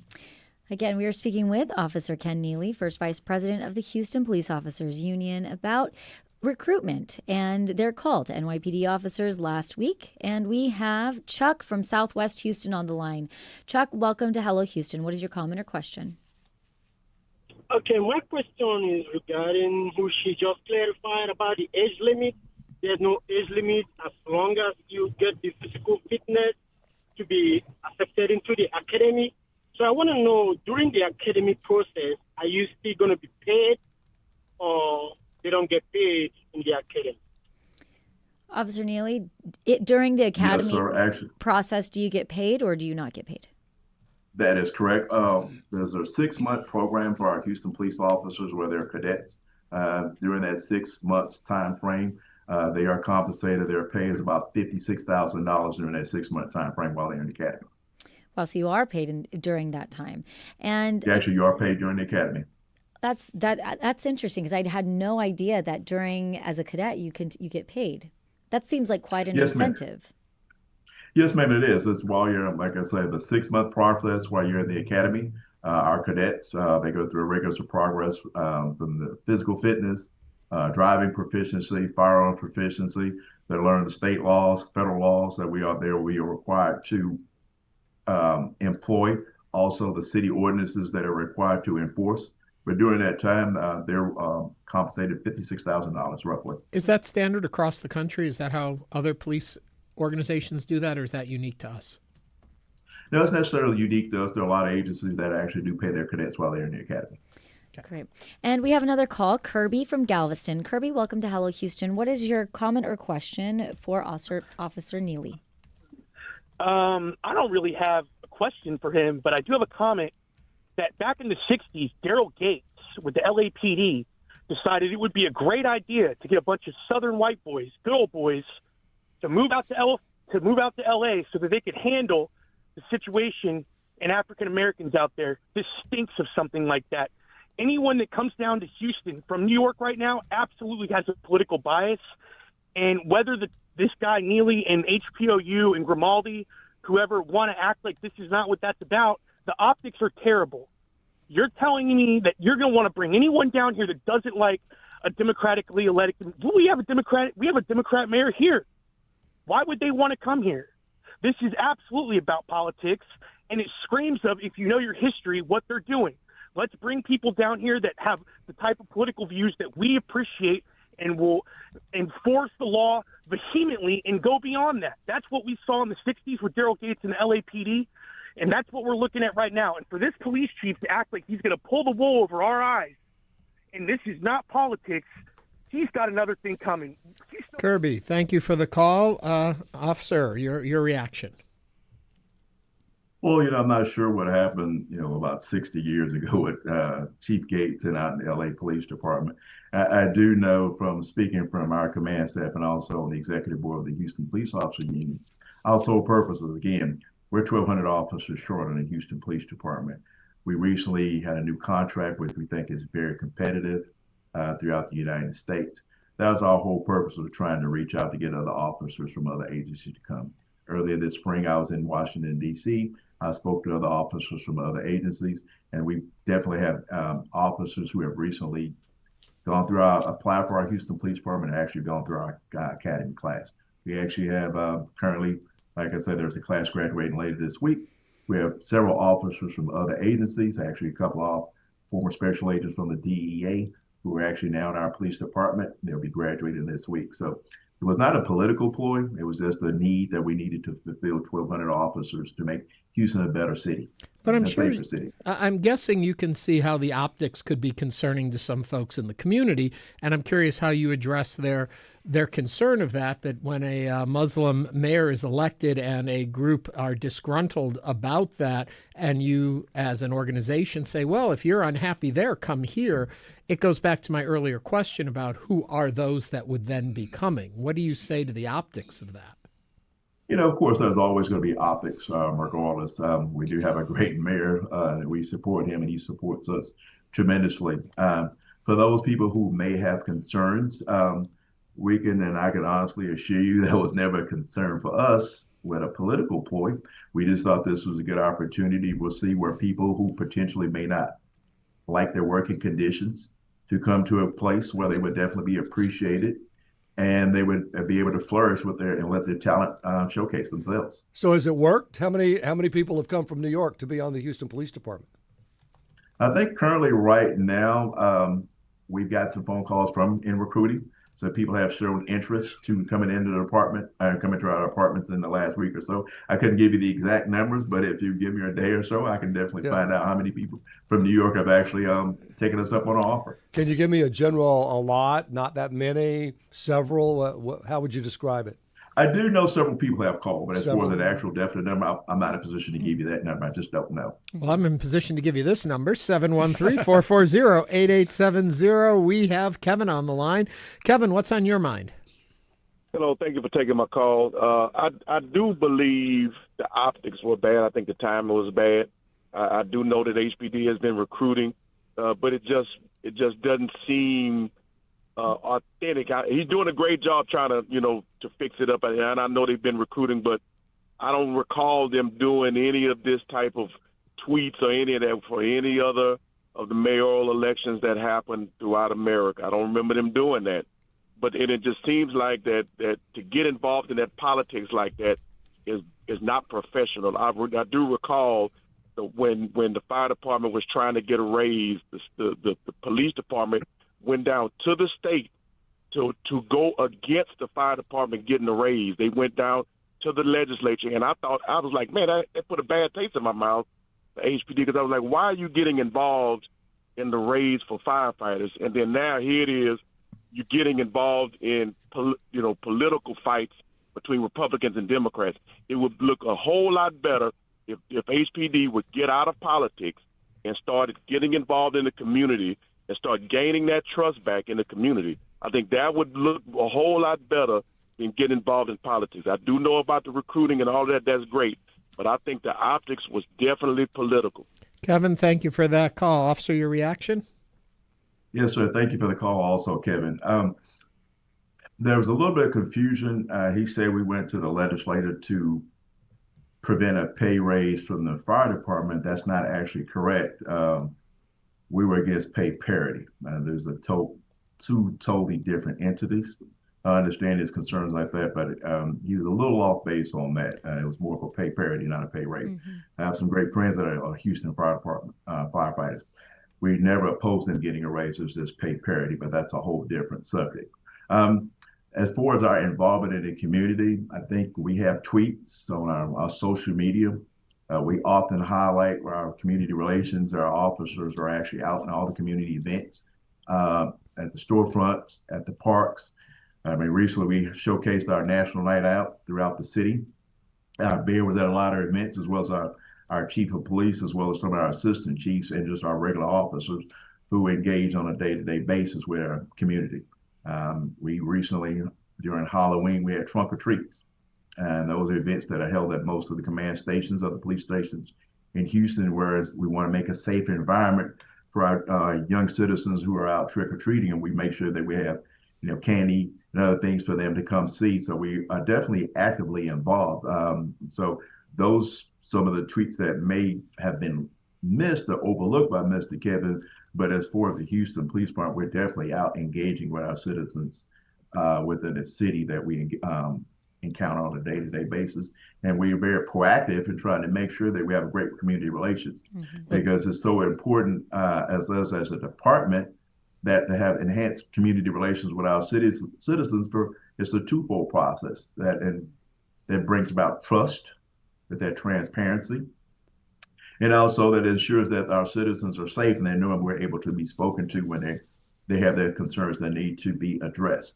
Again, there was really not a political ploy, and we just thought it was an opportunity to get some people down on the augment our Houston Police Department. Let's grab one more call before we let you go. We have Kelly on the line from Bryan. Kelly, what's on your mind? Hey, three things. If Home Depot closes, Lowe's is probably going to try and market those people. And they have the same skill set, so they've already kind of been trained in that area. Number two, they were talking about social media. I really could care less. I don't need my police department or my fire department to be social influencers. And third, if I go to work at McDonald's, I get paid during training. So I don't think anything's going wrong unless it shows up later. But they're moving forward just like a regular business person would. And it's kind of like what we want our government to work like. We want them to be more business-like. I don't want them to take McDonald's trainees and then put them into the fire department or the police department. They need to grab people who already have some training so that we can further that training in the need and area that we live in. Kelly, thank you for that. Officer Nealy, I'll give you a chance to respond. Well, thank you, Ms. Kelly. Again, that's kind of what I spoke to about one of the other callers. We're being progressive when we try to recruit some of these officers who are just in maybe the surrounding counties and also in the other states. If they've already been trained as police officers in their county or their city and their state, there are certain things that are all applicable. We just want to train them on the Houston Police Way, our policies, our state laws, and the city ordinances that we work under to serve our city and make our citizens safe. Is this a progressive recruiting attempt that we made, again, to bolster the 1,200 officers shortage that we have on the Houston Police Department? Senior Police Officer Ken Nealy is the first Vice President of the Houston Police Officers Union. Officer Nealy, thank you so much for joining us today on Hello Houston. Thank you for having me. Thank you. Coming up, we're going to talk to a doctor about pancreatic cancer. Stay with us as Hello Houston continues. I'm David Brown, host of Texas Standard. This year we're turning 10, and we're celebrating at St. Arnold Brewing Company in Houston this Friday, November 14th from 5 to 7. Come join us for live music, good food, and great company with friends from Houston Public Media and Texas Standard. Food and beverage from St. Arnold's full menu will be available for purchase. Plus, Shop Local Market will pop up with Houston artists and talented makers. That's this Friday at St. Arnold Brewing Company. Details at houstonpublicmedia.org/TS10. Houston Public Media in partnership. It's not just your car. It's the one that brought your kids home from school, took you cross country, held memories, laughter, even a few breakdowns. When it's time to let go, give your car a new purpose. Donate it and turn memories into meaningful support for this station. Plus, you'll enjoy free and easy pickup, potential tax benefits, and a simple donation process. Your gift supports the programs you and your family love. Donate today and help keep public media strong. Call or donate online.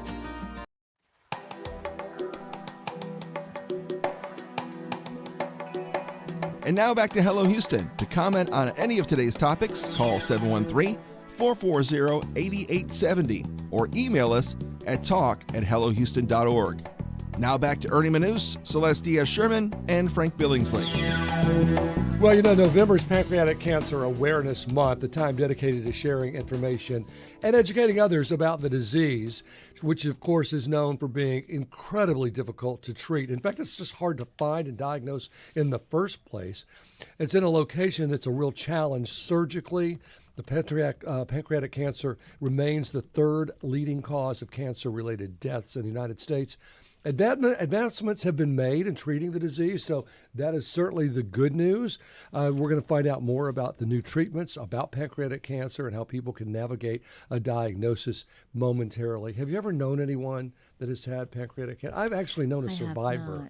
I think the survival rate is so hard. It's so rare. Because I think we'll find out more about this. I think the pancreas is located behind the stomach, and so it's difficult to see any cancer there, but just by like an MRI. So you almost have to have symptoms of either your bowels are acting up, your stomach is hurting, losing weight. Once you get those symptoms, then they are more likely to say, okay, we may have an answer or two for you. Joining us now is Dr. Mark D'Andrea. He's a board-certified radiation oncologist at the University Cancer Centers. Doctor, we were just talking about this. What can you tell me about pancreatic cancer, why it is so hard to diagnose, and what do you suggest people do when they get that diagnosis? Well, thank you for inviting me on your program and letting me talk to the folks on your radio station about the pancreatic cancer incidents. First of all, pancreatic cancer is hard to diagnose because it has to be advanced before you feel it. If you have, for instance, a cancer in your mouth or your head, you'll feel it because what happens? It hits the bone and the pressure starts, or you can feel a lump or a bump. Even in breast cancer, you'll feel maybe a bump in the mass in the breast if it's advanced. Unfortunately, in the stomach area, because you have a loose bunch of tissue down there and adipose and fat tissues, as a tumor gets bigger, it will continue growing until it hits something or causes obstruction. And then you'll see people, sometimes they call them turning yellow. That's when the bile increases because the pancreas tumor has gotten so big it's blocked the duct for where the bile duct drains, and then it backs up in the liver and you turn yellow. So that's an advanced disease. That's when people sometimes find it. Other times they may have abdominal pain and their doctor sends them for a CAT scan just to see what's in the abdomen. They find the tumor in the pancreas. So that's one of the reasons you can't really find it until it's advanced, unless you have a family history of it, and then you can be screened for it. So if your mother or your father or your grandpa had that, you would have a higher risk of developing pancreatic cancer because of genetic disposition. Is it only the MRI screening? Is there any blood test? Like with yes. Prostate, there's a PSA. So you can get a blood test for pancreatic cancer? There's a blood test that's specific for pancreatic cancer. It's a CA19-9. CA19-9, and basically that's specific for pancreatic cancer. Now, you don't have to have an MRI. You get a CAT scan. CAT scan is very quick, easy, inexpensive. Even if you have to pay cash for it, there's places that take it for less than $200, $300. You can get that done. But again, if you don't have insurance, if you have insurance and you have symptoms, your doctor can order it. Be doesn't everybody just get a pancreatic scan when they go for a physical? Well, it's exposure to radiation, and you don't want radiation to be exposed to radiation unnecessarily, even though the doses are very small, less than smoking a cigarette. Well, but what about the blood test? Why not just get the blood test when you go in? Well, that is very good. So if you have a family history of pancreatic cancer, I would suggest you get it, or even an ultrasound. You have ultrasound of the pancreas, so and that will also show if there's any mass in there. So that's non X-ray. That's a way to get it too. Mostly if you have a family history or of any type of cancer, especially stomach cancer or pancreatic cancer, we would screen you for that because, again, you have a genetic predisposition to that. Or if you have other family history of other type of GI tumors, even like rectal tumor or colon tumors or other type of tumors, stomach tumor, etc. Dr. D'Andrea, there has been an uptick in cancer in younger adults. And, I have seen different medical studies about the uptick in different like colorectal cancer, and we're looking at this. How rare is it for a younger adult to have pancreatic cancer? Well, I'll tell you, we have a patient who just came in the door about a week ago. She's 38 years old, has 4 children. Went to the emergency room. She had abdominal pain. They found a 3-centimeter mass in her pancreas, biopsy positive for cancer. Wow. It's really not resectable because it's invaded now some of the vessels. So she's enrolled in our new study in which we add radiation seeds directly into the tumor and give her standard FOLFIRINOX chemotherapy. I'm going to go real elementary on this whole topic here and say, I think a lot of people simply hearing cancer, they don't want to hear that. And they would much rather avoid checking and hearing it. What can you say to reassure people that the best weapon is knowledge, and that they shouldn't be scared to hear it, but they should be prepared to do the work to get through it? Well, I always let folks know that the quicker you come in, the smaller disease, the higher chance of your survival in any type of the cancers, and also less treatment if the tumor is small. For instance, if it's a very small resectable tumor in the pancreas can be resected. Let's say the tail of the pancreas, not the head. Head's where kind of everything goes into it. The tail is cut out here. They can resect that, and sometimes you get cures with the resection of the tail of the pancreas if the tumor is small. Unfortunately, because most of the tumors are at the head of the pancreas. And I want to use my kind of waving my hands in the air to kind of demonstrate. Your stomach is here, so you have esophagus coming down. Your stomach is here, and then you have the duodenum coming here. When that in between the duodenum and the stomach is where your pancreas kind of lays. Like here's the stomach, so its pancreas is here, and then your liver is right here. So you have the pancreas and liver, and it's kind of butts up against each other down here. So and then the duodenum comes here. So the pancreas is kind of underneath your stomach, and near the duodenum, which is the drains the stomach, and then the liver's here, and then the rest is the intestine. Any chance of a pill for pancreatic cancer? Is there a pill for pancreatic cancer? Not currently, but I'm sure they're working on it. The regular, if you come in, the traditional treatment would be if you're resectable to try to do resection. Or if you're not resectable, try to do some type of chemo or gene target therapy to reduce the cancer to make it resectable. And if it's just totally not resectable, they would do a thing called a Whipple, in which they kind of... Doctor, I'm going to have to end you right there. The clock's going to pull us out. I apologize. Yes, we are so sorry. We're going to have you back on. Dr. Mark D'Andrea is a board-certified radiation oncologist at University Cancer Center. D'Andrea, thank you. Dr. D'Andrea, thank you so much for joining us today on Hello Houston. And that brings us to the end of our show. We want to thank you for watching and listening today on Hello Houston. We will be back tomorrow with more conversations. We're going to also be speaking with Houston City Council candidate Alejandra Salinas about heading into a runoff election. This is News 88.7. Thanks for listening to Hello Houston. Join us every Monday through Friday from 11 a.m. to 1 p.m. to talk all things Houston. The Hello Houston production team includes Garrett Bowman, William Menjivar, Jen Altai, Todd Holslander, and Jim Kovacic. For the latest in local news, subscribe to the Hello Houston daily newsletter at HoustonPublicMedia.org. Hello Houston is a production of Houston Public Media. The opinions expressed by the guests of this program are solely their own and do not represent the views of management, staff, or underwriters of Houston Public Media. This is News 88.7. Support comes from Good Reason Houston, a new video spotlighting how Houston schools are putting more students on a path to a living wage shows the powerful connection between students